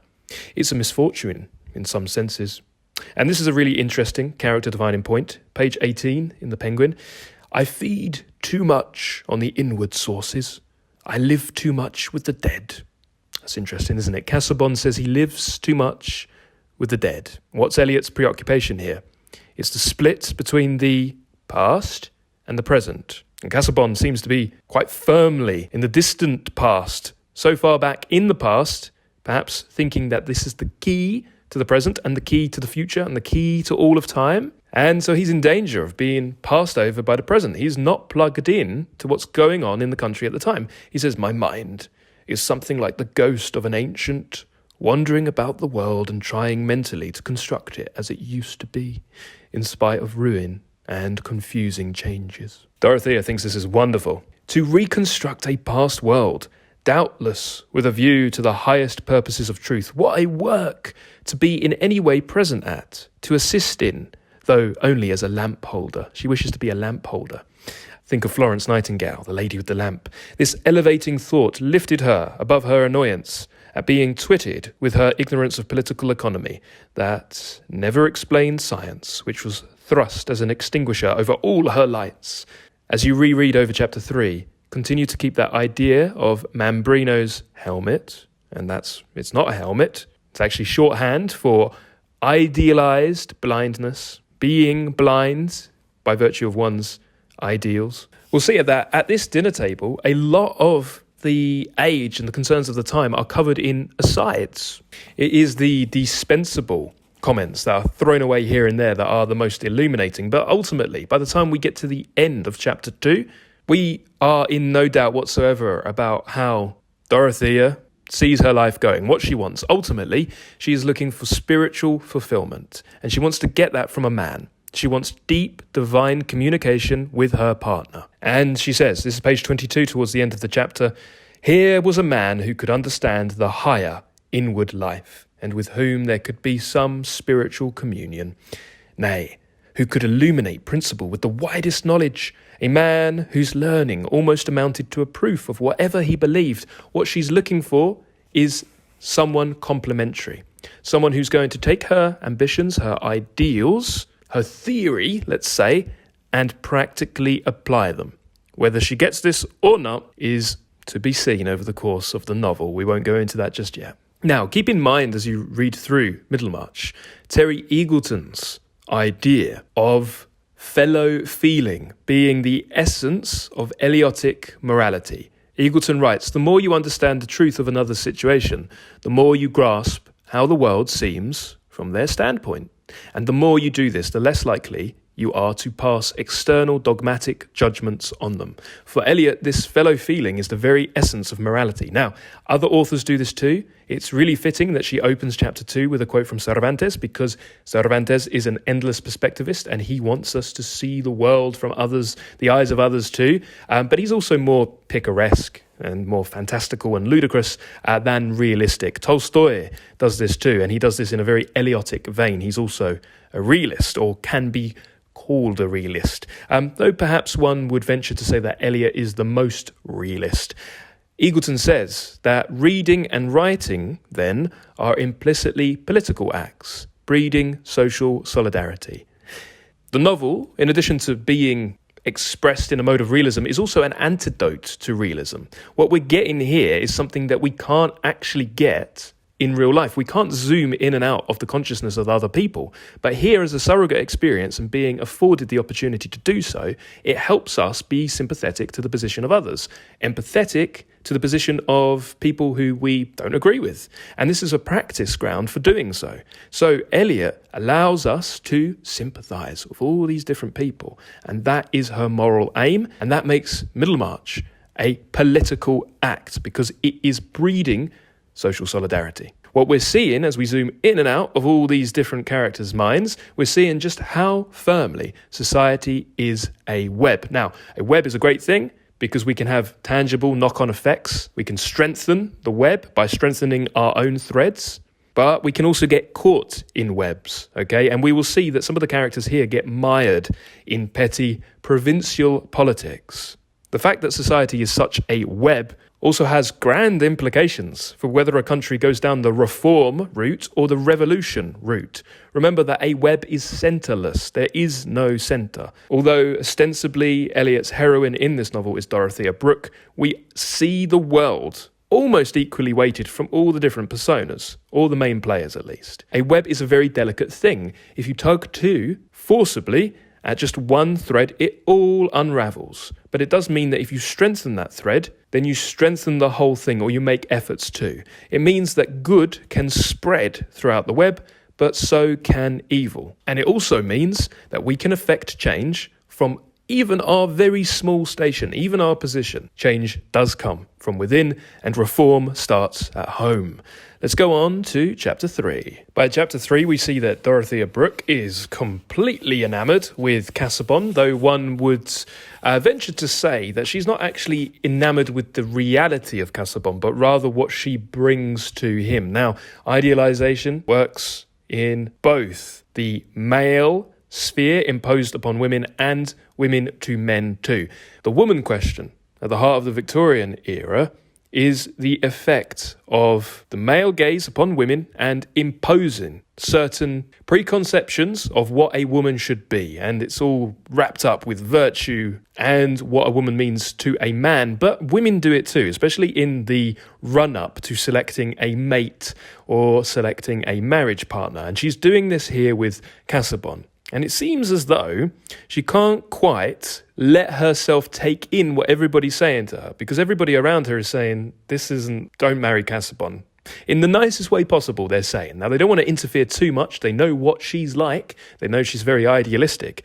But her uncle, her sister, is saying it. Sir James himself has a problem, though he's not enamoured with Dorothea. He's not really in love with her. To him, it makes no difference. It's a marriage of circumstance that would be mutually beneficial for the both of them. Everybody is giving off these alerts, these warnings to Dorothea. Don't marry Casaubon. And what she's doing is she's falling deeply in love with the idea of what he can do for her, how he can educate her, be a father and guide-like figure to her, and help channel some of her aspiration, her martyrdom bent. Page 24, chapter 3, at the very beginning. If it had really occurred to Mr. Casaubon to think of Miss Brooke as a suitable wife for him, the reasons that might induce her to accept him were already planted in her mind. And by the evening of the next day, the reasons had budded and bloomed. We're told that Dorothea, by this time, had looked deep into the ungauged reservoir of Mr. Casaubon's mind, seeing reflected there, in vague, labyrinthine extension, every quality she herself brought. Now, how often has one done that in one's own life? Bringing that which one wishes to say, or seeing a reflection in another rather than what is actually before them. We're told that she had opened much of her own experience to him and had understood from him the scope of his great work, also of attractively labyrinthine extent. That's a wonderful word, isn't it? Labyrinthine. We spoke of society being a web, but for some individuals it could equally be a labyrinth. For he had been as instructive as Milton's affable archangel, and with something of the archangelic manner he told her how he had undertaken to show that all the mythical systems or erratic mythical fragments in the world were corruptions of a tradition originally revealed. Page 25. Dorothea was altogether captivated by the wide embrace of this conception. Here was something beyond the shallows of ladies' school literature. And she sees that she can finally reconcile complete knowledge with devoted piety. Here was a modern Augustine who united the glories of doctor and saint. We're told that she found in Mr. Casaubon a listener who understood her at once. "He thinks with me," said Dorothea to herself, "or rather he thinks a whole world of which my thought is but a poor two-penny mirror. And his feelings too, his whole experience, what a lake compared with my little pool." Miss Brooke argued from words to dispositions not less unhesitatingly than other young ladies of her age. Signs are small, measurable things, but interpretations are illimitable, and in girls of sweet, ardent nature, every sign is apt to conjure up wonder, hope, belief, vast as a sky, and coloured by a diffused thimbleful of matter in the shape of knowledge. Bottom of page 28 through to the top of page 29, we're told of Dorothea, the intensity of her religious disposition, the coercion it exercised over her life was but one aspect of a nature altogether ardent, theoretic, and intellectually consequent, and with such a nature, struggling in the bands of a narrow teaching, hemmed in by a social life which seemed nothing but a labyrinth of petty courses, a walled-in maze of small paths that led nowhither. The outcome was sure to strike others as at once exaggeration and inconsistency. We see that Dorothea, her aspirations in marrying are incredibly lofty. Her aspirations are to live a grand life and to be able to indulge her soul hunger. One wonders if this is a word from Dorothea's consciousness or Eliot's consciousness. She wishes to indulge her soul hunger away from the trivial labyrinths of society, and she thinks marrying the right man, a learned man, a man of knowledge, is the best way to do this. She wishes to submit voluntarily to a guide who will take her along the grandest path. "I should learn everything then," she said to herself, walking quickly along the bridle road through the wood. "It would be my duty to study that I might help him the better in his great works. There would be nothing trivial about our lives.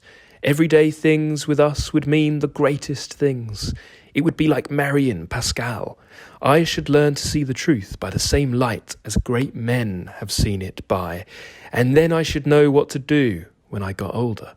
I should see how it was possible to lead a grand life here, now, in England." She sees herself as being on a spiritual mission, and she's taking a long-term view, and there's an innocence here, but it's also really applaudable. She wants to do good in the world, and there is egotism here. There's a little bit of the egoic, but all of Eliot's characters have this aspect.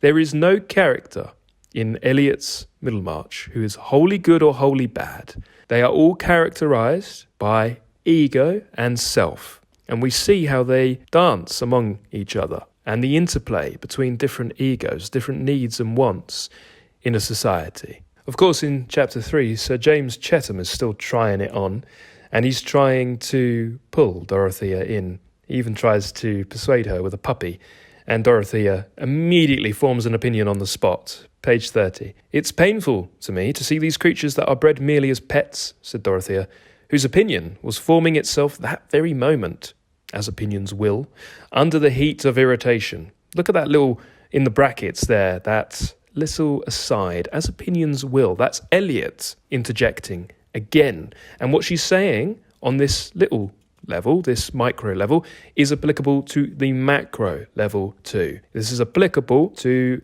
every concern during the Age of Reform too. But it's a lot easier to get that idea in under the radar with something seemingly innocuous. Top of page 31. "You have your own opinion about everything, Miss Brooke, and it's always a good opinion." So he's kissing up to her a little bit, isn't he? That's the thing. The tables turn after marriage, pre-marriage, during this time.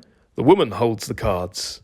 And then post-marriage, the tables turn and the power flips. But we'll see later Eliot's challenge to this idea too. What answer was possible to such stupid complimenting? "Do you know, I envy you that," Sir James said as they continued walking, at the rather brisk pace set by Dorothea. "I don't quite understand what you mean. Your power of forming an opinion. I can form an opinion of persons. I know when I like people. But about other matters, do you know, I often have a difficulty in deciding. One hears very sensible things said on opposite sides." It's funny, isn't it? "All that seem sensible," says Dorothea. "Perhaps we don't always discriminate between sense and nonsense." "Exactly," said Sir James, "but you seem to have the power of discrimination." Now, isn't that interesting? The man in this chapter, Sir James, is one who has difficulty forming opinions. There are sensible things being said on both sides, but Dorothea, regardless of whether she has a logical reason for her opinion, will venture to form them. She is not looking for a man who's wishy-washy. She's not looking for a man who cannot form an opinion, who only knows if he likes a person or not, but not why he likes them. She's looking for direction, drive. She's looking for a man rather than a boy, essentially. Because what will happen if those two marry each other? She's looking for direction. She has all this aspiration and energy, and he'll just consent to what she wants, but doesn't really know why. He's doing it other than to keep her happy. Will that carry on after marriage? Who knows? At the end of chapter 3, in the final paragraph, we have this. "Certainly, these men who had so few spontaneous ideas might be very useful members of society under good feminine direction, if they were fortunate in choosing their sisters-in-law." Okay, so we see this sort of skirting of the issue, where on the surface, as male suffrage creeps across the country and the eligible voter pool expands, the vote is still denied to women. It's not even a concern at the time. People aren't talking about that. They're just trying to get more men voting. Men are voting. Men are setting the rules. Men are responsible for society.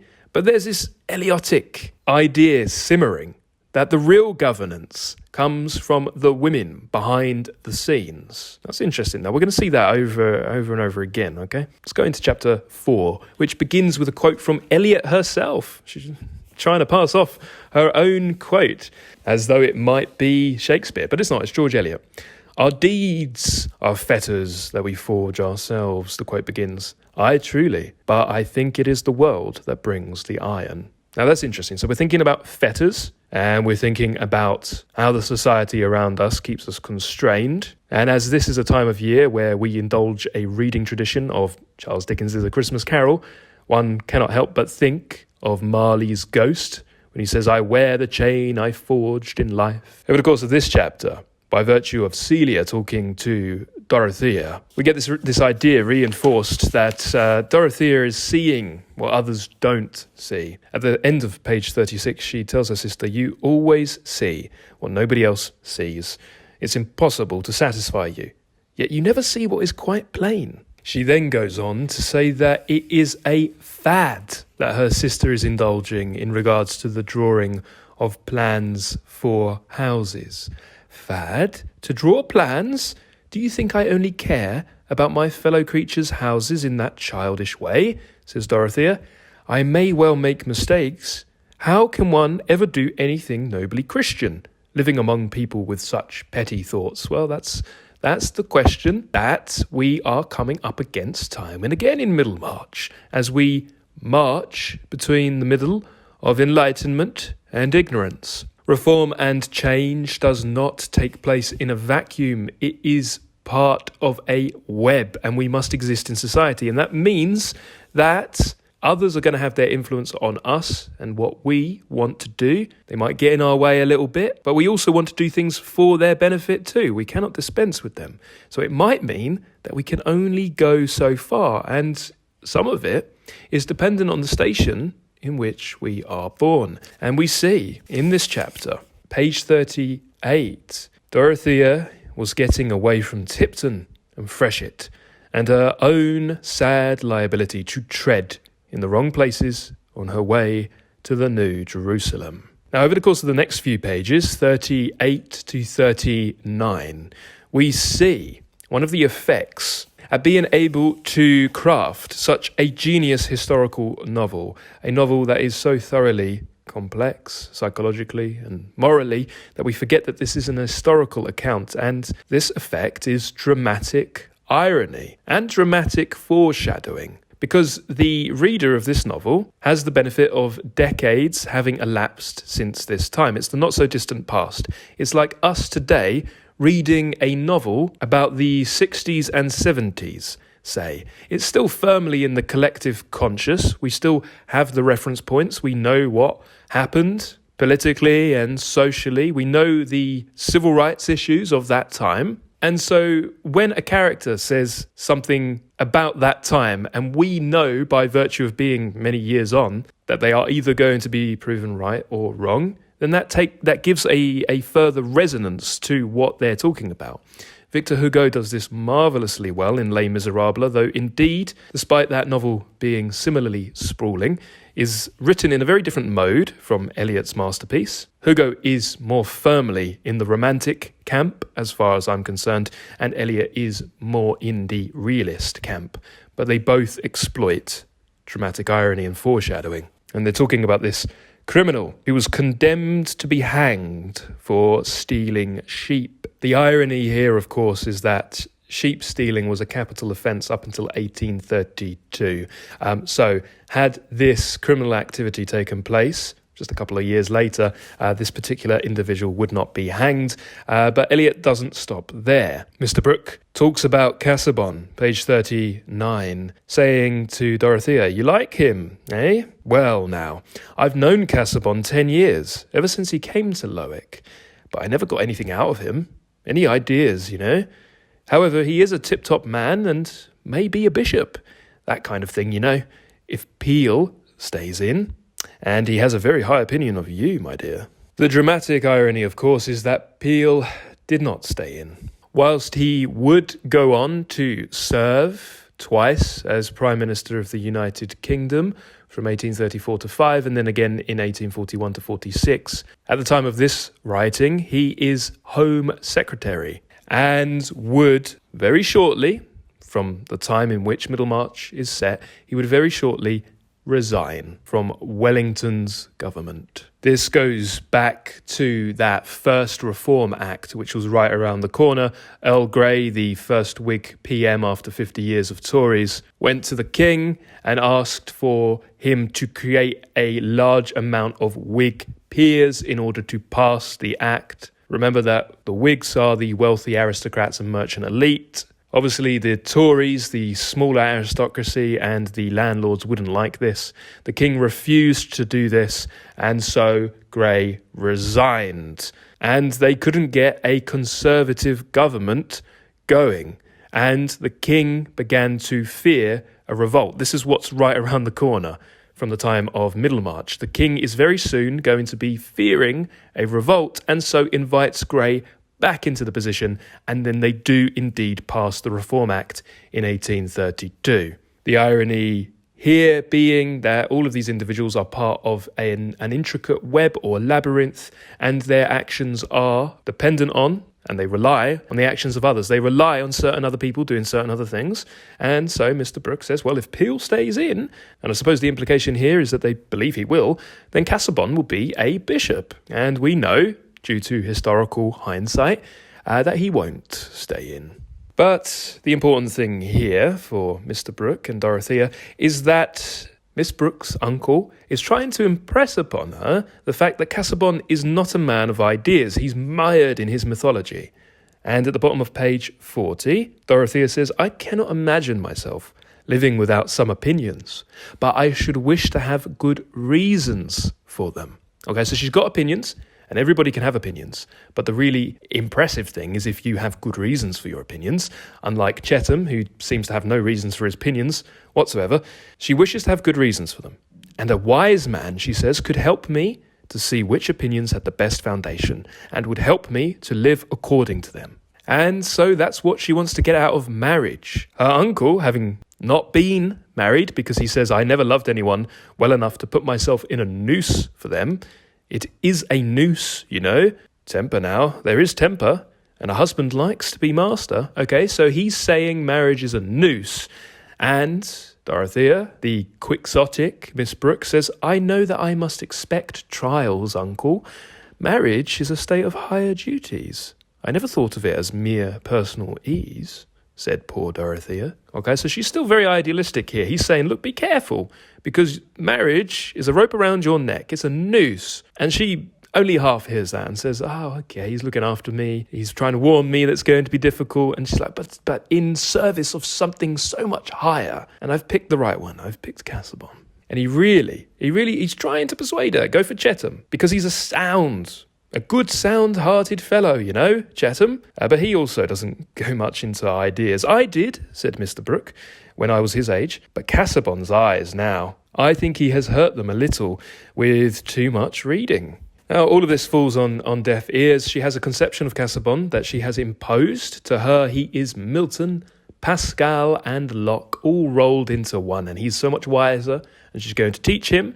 And in her old age, by virtue of this marriage, this union of two thoroughly aspirational human beings coming together, she'll be able to enact her duties, her aims for humanity. But I believe what Mr Brooke is trying to tell his niece, and he may be wishy-washy, but he's not a bad man, and he is looking out for her interests too. What he's trying to say is, it's not what you think. It's not what you think. Miss Brooke is on the precipice of needing to pledge subservience to a man. And again, to reinforce the question that we threw up not too long ago, the question is, must one erase the self in subservience? Are women not always in danger of this erasure of self in subservience? Can a male reader of Middlemarch, sympathising with Miss Brooke, feel that same sense of self-erasure as a woman may feel at this time in marriage?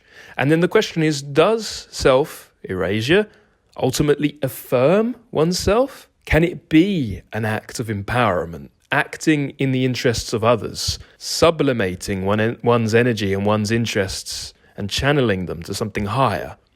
Now, these are concerns that are in the forefront of many people at this time. People are concerned about the loss of individualism in the age of science, in the age of industrialization, in the age of mass production, factory workers and commerce, and making things starkly uniform, just products that people consume. Is there a loss of self during this age of class strife too? And then, of course, whilst all of this is going on, everybody's thinking rather intensely about society and the individual's relation to society. The concerns here are about women pledging subservience to their husband.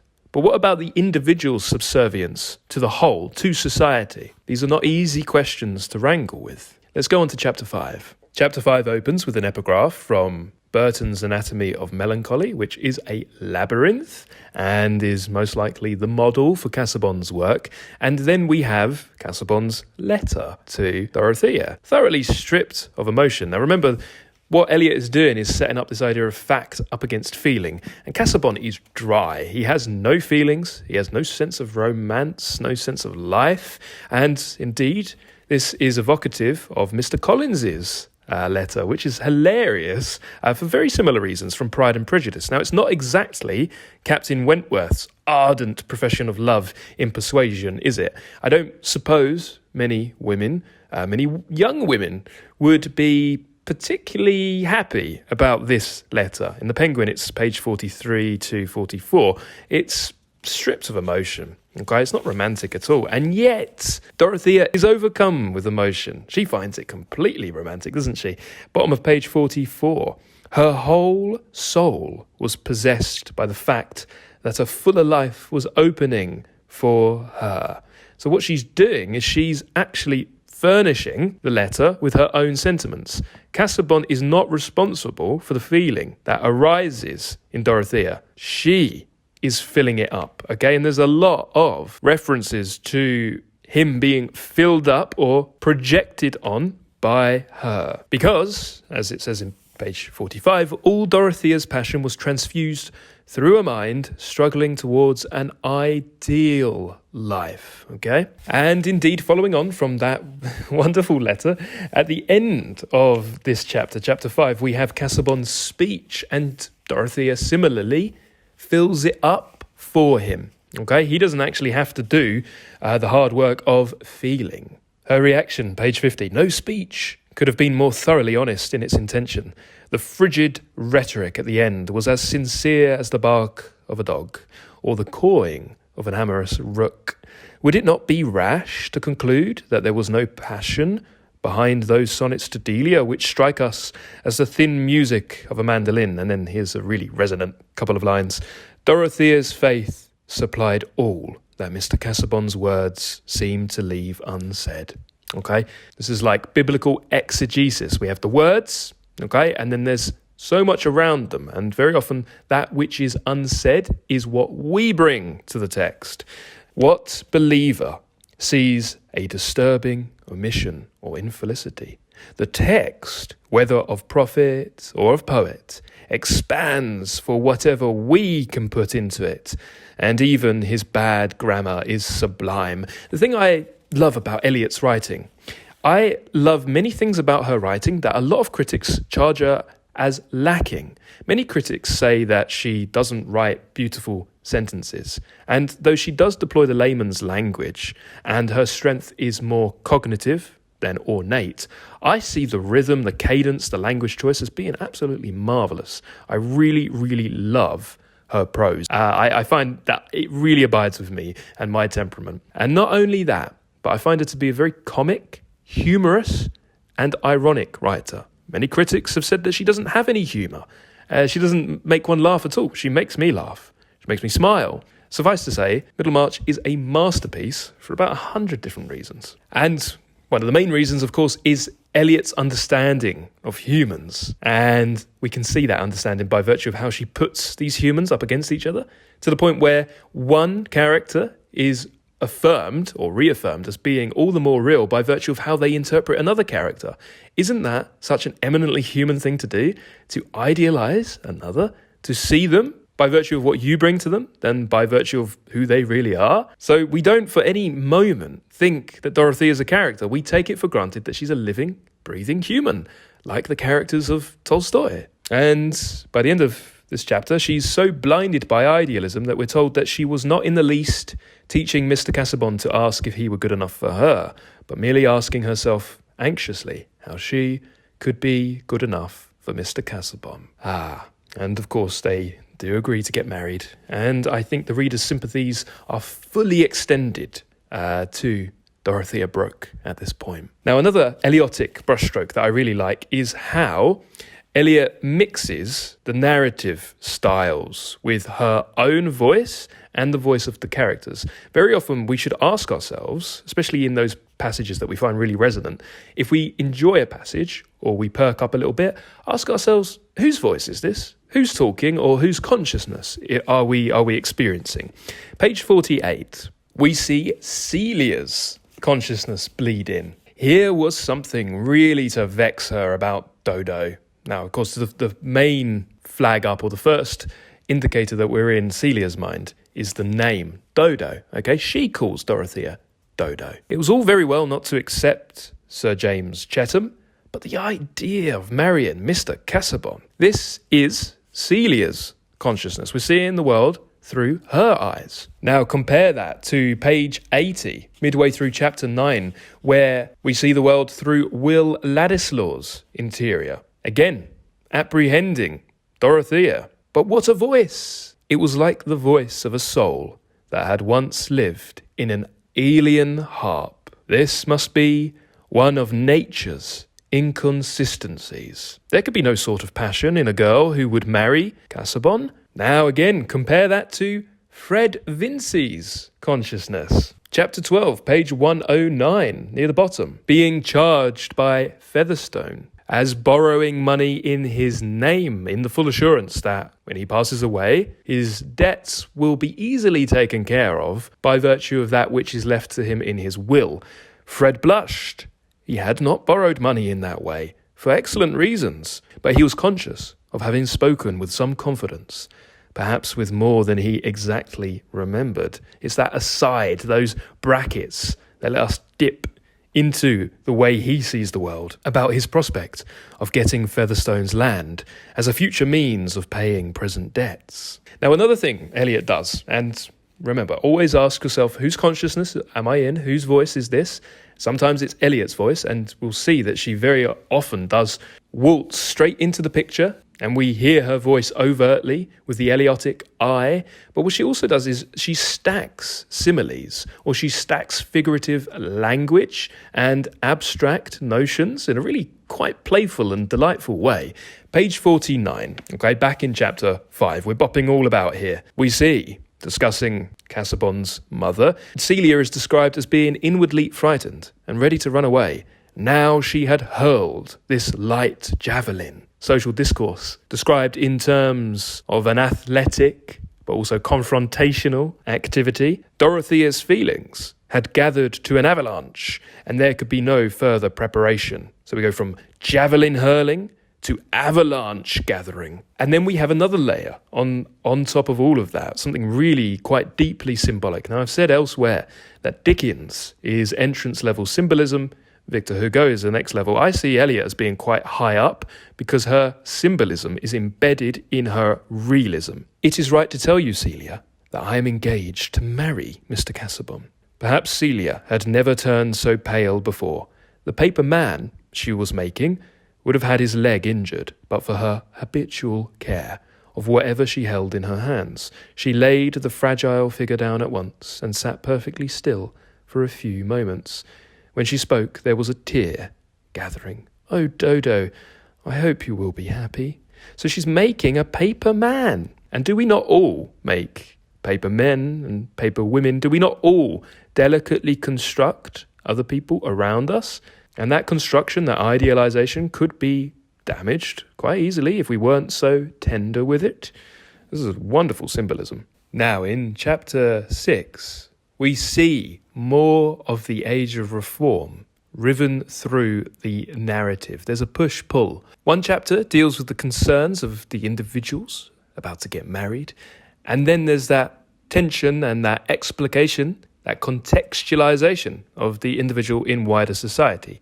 We meet Mrs. Cadwallader, the rector's wife and town gossip, a lady of immeasurably high birth, we're told, who pleaded poverty. She loves to gossip about the different neighbours of Middlemarch. And remember that idea of wanting to fit in with one's neighbours, towing the line, seeing what a neighbour is doing. There's this huge preoccupation with where one comes from in Middlemarch, and in English society at the time there would most certainly have been this preoccupation. Was one fully English, or did one have even just a drop of foreign blood? And foreigners were essentially all the same. To certain members of the public at the time, there was something to be said for being part of a family that's incredibly well established and goes well back in a particular province. We see this idea of being a Middlemarch family, and we can see that certain people are sceptical of who they perceive to be as outsiders. They're sceptical of outsiders, and they're sceptical of change. And change comes in with reform during this time. Now, Mrs. Cadwallader, we can see that she really doesn't want things to change. Speaking to Mr. Brooke, page 53, she says, "I suspect you're brewing some bad politics." She says, "I shall inform against you." And she talks about how he took Peel's side about the Catholic bill. "I shall tell everybody that you're going to put up for Middlemarch on the Whig side, and Casaubon is going to help you in an underhand manner." The Catholic bill. Peel was known at the time as Orange Peel, and he was rather anti-Catholic. But he came to the conclusion that they did need to give Catholics parliamentary rights or allow them to be able to sit in Parliament, because that small change with which he did not agree would be better than the inevitable outcome if they kept going down that path. Reform was better than revolt, bloodthirsty, violent revolt.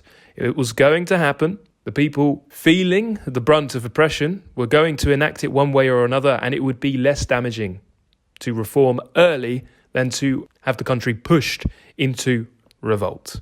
And so we see Mrs. Cadwallader as being suspicious of Catholics who are a threat to the liberty of the landed gentry, and she's not too happy about what the Whigs the Whig Party are aiming to do, the Whigs pushing for reform. She's essentially a proponent for keeping things the way they've always been.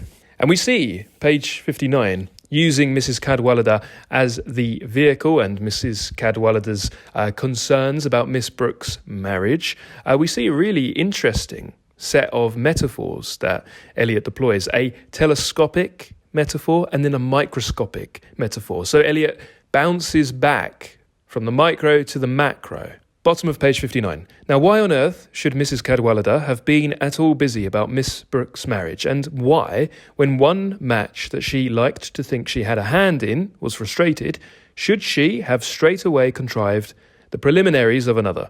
Was there any ingenious plot, any hide-and-seek course of action which might be detected by a careful telescopic watch? Not at all. A telescope might have swept the parishes of Tipton and Freshitt, the whole area visited by Mrs Cadwallader in her phaeton, without witnessing any interview that could excite suspicion or any scene from which she did not return with the same unperturbed keenness of eye and the same natural colour. It's quite cinematic, isn't it? And then we move from the telescopic to the microscopic. Even with a microscope directed on a water drop, we find ourselves making interpretations which turn out to be rather coarse. For whereas under a weak lens you might seem to see a creature exhibiting an active veracity into which other smaller creatures actively play, as if they were so many animated tax pennies, a stronger lens reveals to you certain tiniest hairlets which make vortices for these victims, while the swallower waits passively at his receipt of custom. If we were to put together an Eliotic manifesto, like a romantic manifesto, but put together a set of ideas or a creed to which we would think Eliot would adhere to, one of them would be to really carefully examine our thoughts about another.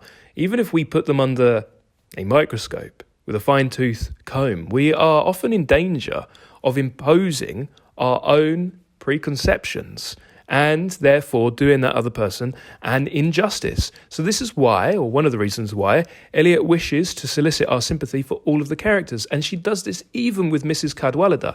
Yes, she's supposed to be a bit of a humorous, laughable figure, but even Eliot reminds us to extend our sympathies to her. She doesn't want Mrs Cadwallader to be something of a scapegoat for all of our negative feelings. We're not meant to dehumanise her, but even see the world through her eyes too. She says at the bottom of page 60, after seemingly poking a little bit of fun at the town gossip, "Let any lady who is inclined to be hard on Mrs Cadwallader inquire into the comprehensiveness of her own beautiful views, and be quite sure that they afford accommodation for all the lives which have the honour to coexist with hers." So, despite the humour, we are told to once again inquire, reflect, introspect, and extend our sympathies. Difficult, however, when Eliot consistently deploys irony to great comic effect.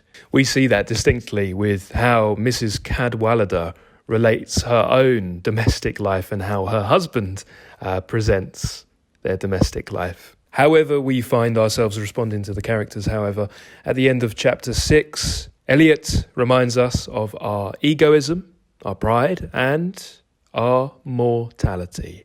We mortals, men and women, devour many a disappointment between breakfast and dinner time, keep back the tears and look a little pale about the lips, and in answer to inquiries say, "Oh, nothing."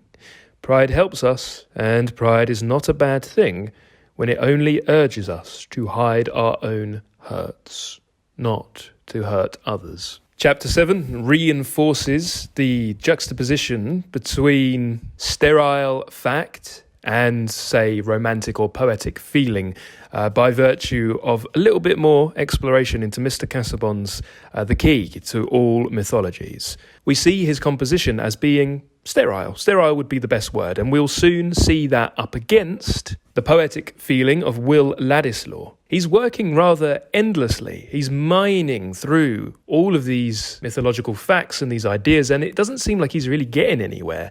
He's seemingly treading water, and he is completely disengaged from contemporary ideas and his own personal feeling. What a shame that Dorothea has entered into the marriage with him, because she thinks he's going to explicate the wonders of the universe and to teach her to speak the eternal language. There is something rather symbolic about her wanting to learn the ancient languages, Hebrew, Latin and Greek, because she thinks that's going to be an avenue to a universal language, the language of poetry, say. When one learns to read poetry, one learns to read symbolism.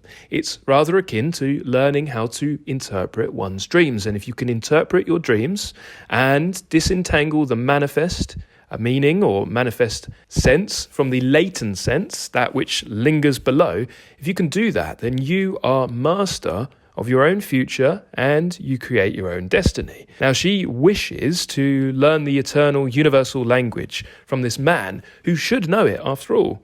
He's found the key to all the mythologies, but he doesn't know the language himself. He's completely cut off from feeling. He cannot speak the language, and she has potentially, at this point, picked the wrong guide for those purposes. I suppose what Eliot is pondering upon with this juxtaposition between fact and feeling is whether society can take those myths and can take poetry too and raise them up to the heights of reason and science.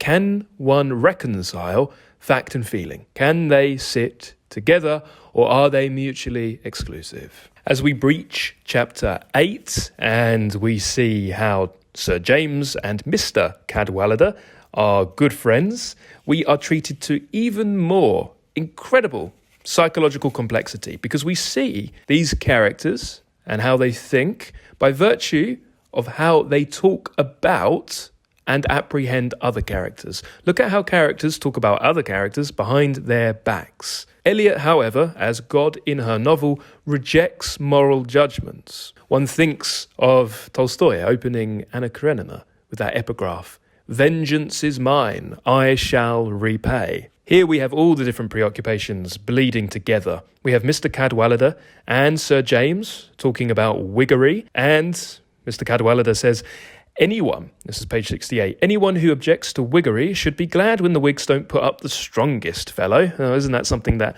could have been said in all times and all ages and applied to all political parties? And the political and personal, or the public and personal, bleed together. We saw that in Les Miserables, didn't we? And they move on from politics, and they move on to women and character. Mr Cadwallader says to Sir James, "You don't understand women. They don't admire you half so much as you admire yourselves." Remember that one of the strongest Eliotic preoccupations is egoism, which is potentially why she crafts such compelling characters. Because how does one craft a compelling character?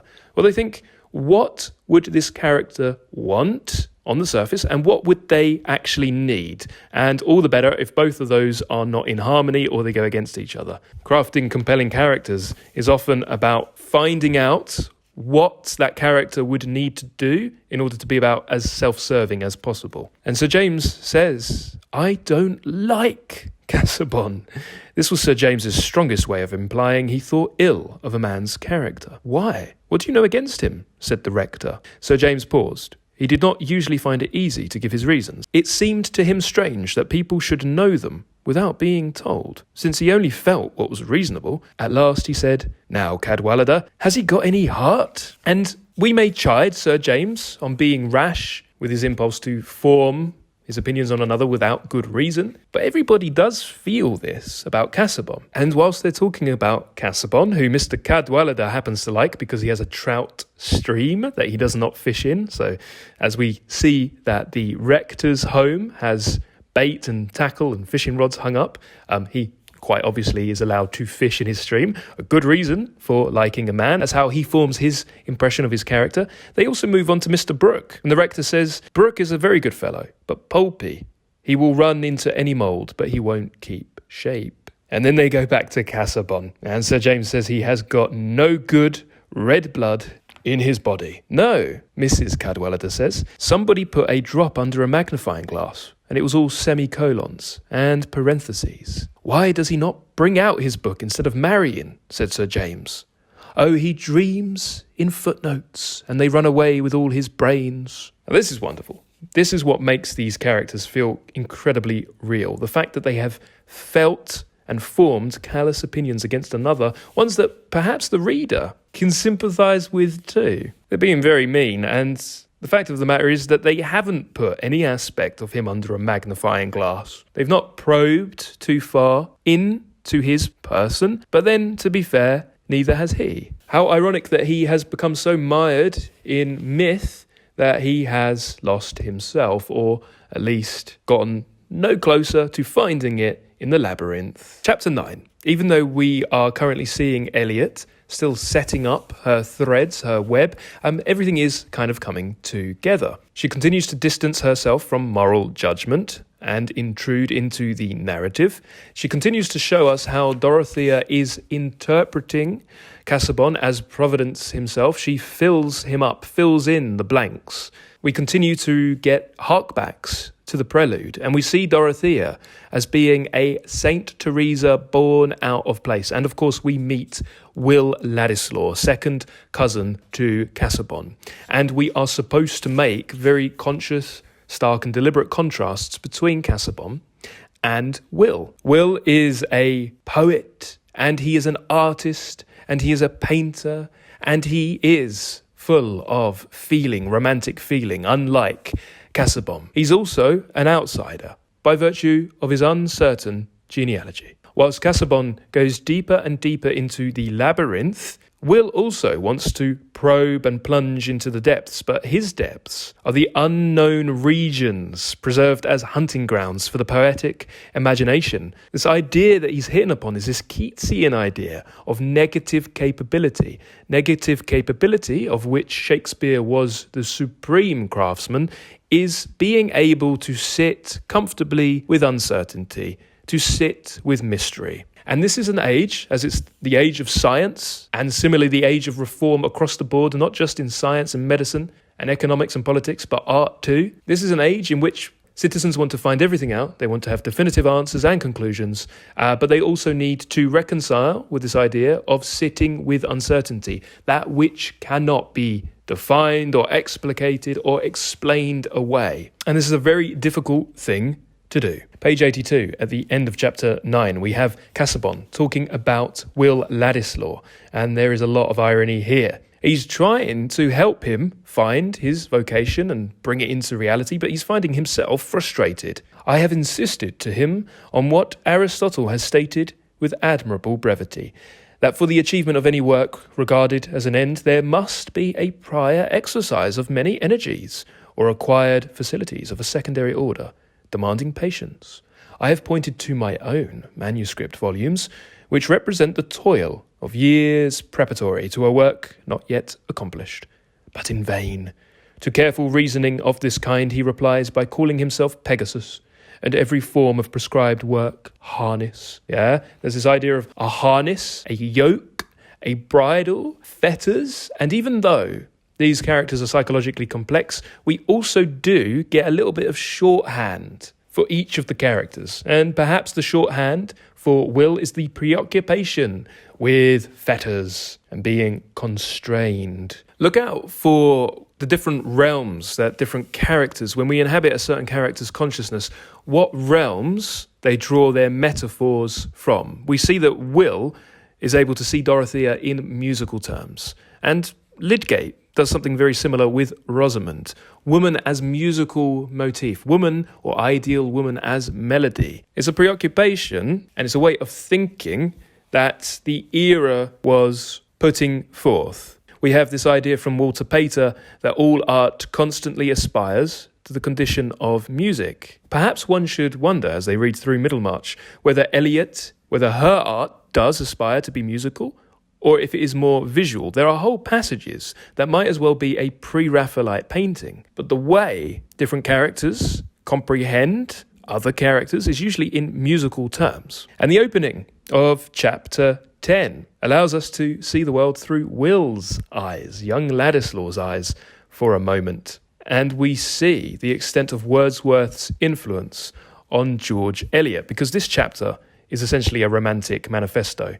it's riven through with ideas of spontaneity, receptivity, the universe of things, and artistic imagination as being part of moral consciousness, art as having social utility. This is a romantic passage. And remember that romanticism is ultimately the affirmation of the individual. And again, we are wondering just how far affirmation of the individual can be reconciled with self-erasure and social harmony. Ask yourself, whose voice is this? Over the course of chapter 10, page 83 onwards. Genius, Will held, is necessarily intolerant of fetters. On the one hand, it must have the utmost play for its spontaneity. On the other, it may confidently await those messages from the universe which summon it to its peculiar work, only placing itself in an attitude of receptivity towards all sublime chances.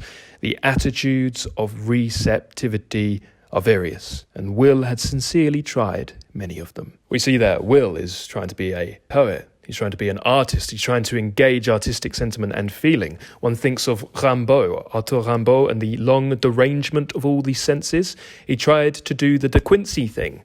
And the De Quincey thing, like the Coleridge thing, is essentially taking opium in order to service ultimately artistic and then moral aims, to see the world in different ways, to more thoroughly sympathise with others. But it didn't agree with him. So whilst Casaubon scorns what he's doing, there's a lot of parallels between the two, and they are essentially doing very similar things, but acting in different realms of the human condition. Chapter 10 is an interesting one because we see Eliot really overtly enter the narrative. Page 84, she takes a little detour away from the characters and says, "But at present, this caution against a too hasty judgment interests me more in relation to Mr. Casaubon than to his young cousin." Interests me, isn't that interesting? Eliot, the invisible god in the universe of Middlemarch, is talking directly to us about her concerns and what interests her. She protests against any absolute conclusions or prejudice derived from these characters' viewpoints and says, "I am not sure that the greatest man of his age, if ever that solitary superlative existed, could escape these unfavourable reflections of himself in various small mirrors." Okay, so she's talking to us at length and she is writing an essay now. She's standing away from the main stage, and actually this thought, this idea becomes the main stage, and she talks about the various small mirrors in which we find ourselves unfavourably reflected. The opinion of another is a selective mirror, just the same way that art has up until this point been a rather selective mirror. And even Milton, Eliot says, looking for his portrait in a spoon must submit to have his facial angle of a bumpkin. And she writes, "Suppose we turn from outside estimates of a man to wonder with keener interest what is the report of his own consciousness about his doings or capacity, with what hindrances he is carrying on his daily labours, what fading of hopes, or what deeper fixity of self-delusion the years are marking off within him, and with what spirit he wrestles against universal pressure, which will one day be too heavy for him, and bring his heart to its final pause.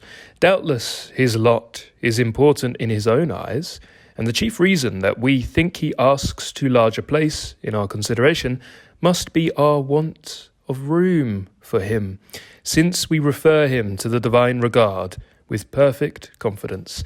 Nay, it is even held sublime for our neighbour to expect the utmost there, however little he may have got from us. Mr. Casaubon, too, was the centre of his own world. Okay, she reminds us that these characters are the centre of their own world, and in doing so reminds us that we are the centre of our own world, and we may have some blindness too.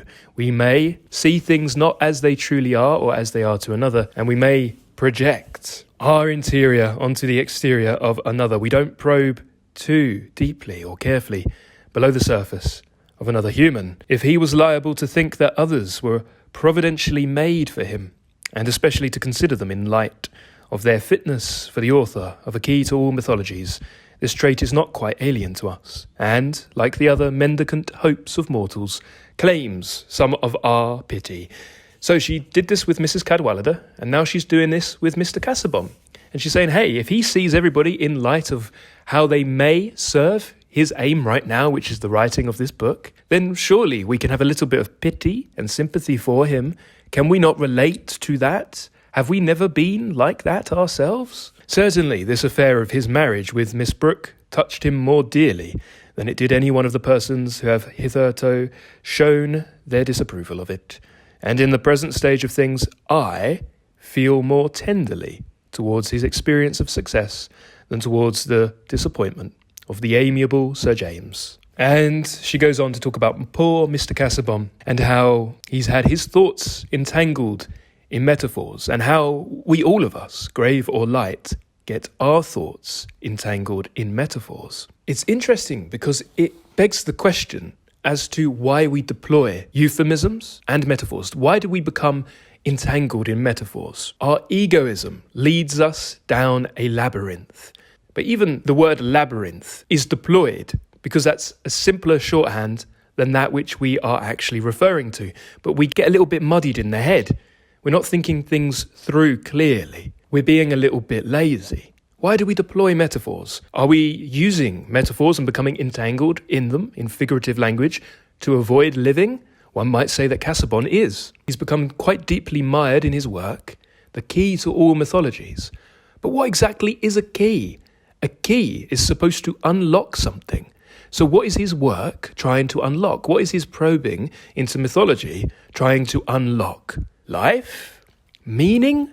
And, funnily enough, in the search for meaning, along the way, he has lost all sense of it. And so he's plodding along, and we do extend our sympathies to him in his uncreative labour, which is interesting. He's doing essentially creative work, and yet there is no creativity there. We feel he's probably a little stifled, and perhaps we feel that he was never destined to come to the end of the work, and therefore never destined to obtain the key. As part one, Miss Brooke, comes to a close, Eliot shuttles in more characters. Characters who we are only just being introduced to before we leave off and must take a break from Middlemarch until part two. We meet Mr Bulstrode, the wealthy evangelical banker. We meet Mr Vincy, and we meet Rosamond. And immediately, by virtue of the conversation between the men, I'm looking at page 89, we see once again those ideals of woman. We see Rosamond contrasted with Dorothea. Rosamond, remember,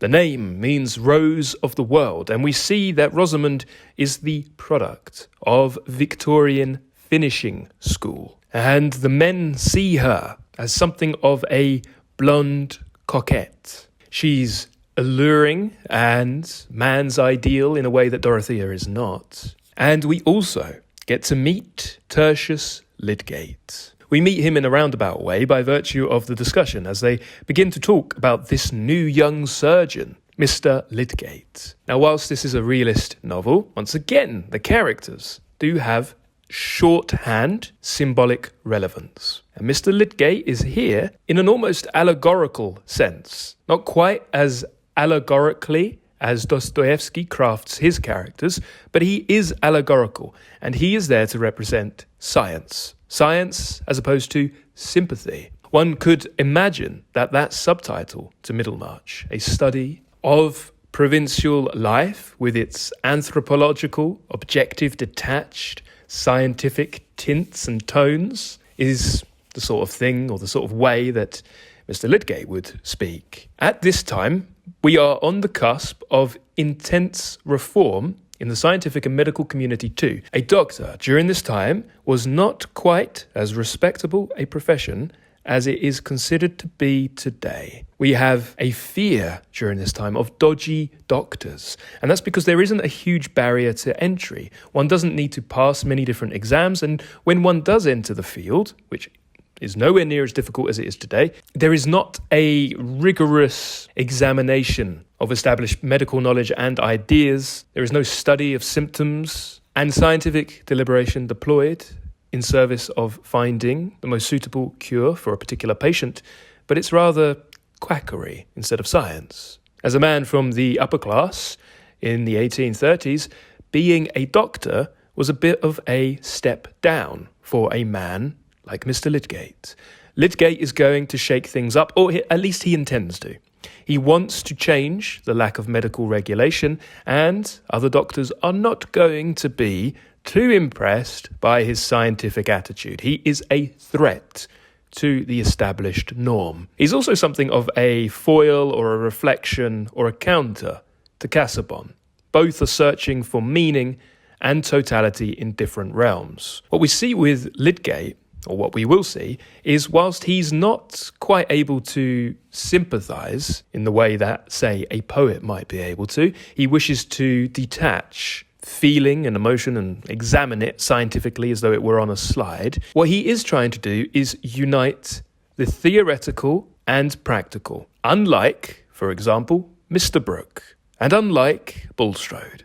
But more on that later. We see a fresh new set of preoccupations towards the end of Book 1. We meet the Vincys and Garths. We meet Fred and Mary Garth. And indeed, we meet Mr Featherstone of Stone Court. We see the little spot of bother Fred has gotten himself into. We see the comparison between Lydgate and Casaubon emphasised. We see how Lydgate apprehends Rosamond, Vincy, as a very being almost producing exquisite music, or at least the effect of exquisite music. We see in chapter 11 that the difference between Lydgate and Mr Casaubon was that Lydgate believed that he should not marry for several years, not marry until he had trodden out a good, clear path for himself away from the broad road, which was quite ready-made. Now, the thing that I would very much like us to end on here is this Eliotic, and I rather like the term Eliotic, can you tell? It reminds me of the term Quixotic.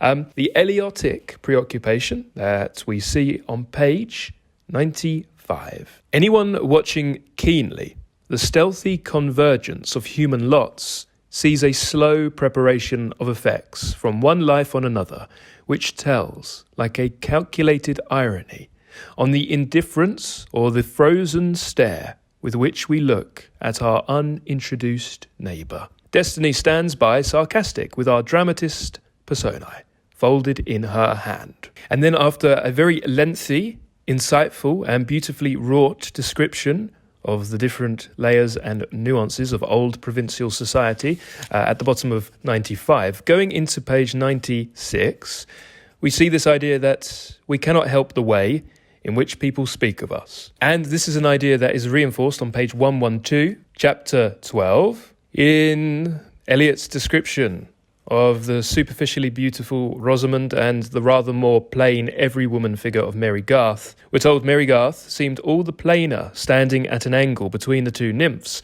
the one in the glass and the one out of it, who looked at each other with eyes of heavenly blue, deep enough to hold the most exquisite meanings an ingenious beholder could put into them, and deep enough to hide the meanings of the owner if these should happen to be less exquisite. Once again, Eliot is really hitting upon this idea of being an outsider or an outsider observing and trying to suppose or discern what's going on beneath the surface, or rather not doing that. There's a wonderful line that I would like to end on. That's on page 119 in the Penguin, mere lines away from the very close of the book, and in context of Fred and Featherstone, we are told the difficult task of knowing another soul is not for young gentlemen whose consciousness is chiefly made up of their own wishes. And that is where we will leave it today, just for the time being.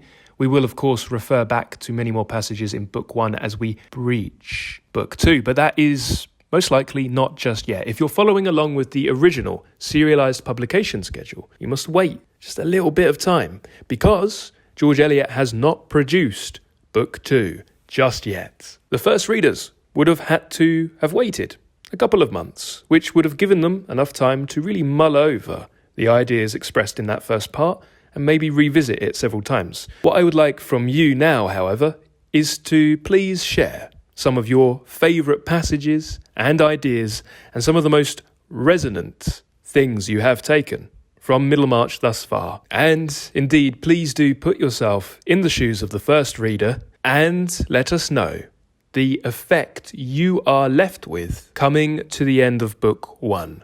What are you expecting to see in the second book? Now, of course, if you've already read Middlemarch in its entirety, all the way through, then please do not share any spoilers. But simply let us know how you're feeling at the end of this part. It's a tremendous novel, is it not? I understand that many people do find it difficult, and it has a bit of a reputation for being difficult to get into, which I completely understand. But it's definitely one of those novels where if you really do meet the characters and you really do extend your sympathies, I can see many readers getting completely swept up in this. This is quite easily one of my favourite books of all time. I absolutely love everything about it. I love the narrative style. I love the themes that Eliot explores. I love Eliot's narrative voice. I love the characters. I really, really love each and every one. I think Dorothea Brooke is really charming as a character, but I like them all. I even like Casaubon. I even like Mr Brooke. I like Celia, and I love the world that Eliot has painted. For me, it's a very, very special book. So I hope over the course of our deep reading together, it becomes a special book for you too. Let me know your thoughts on Middlemarch, and thank you so much for listening and reading along. Happy reading, everybody. Bye-bye for now.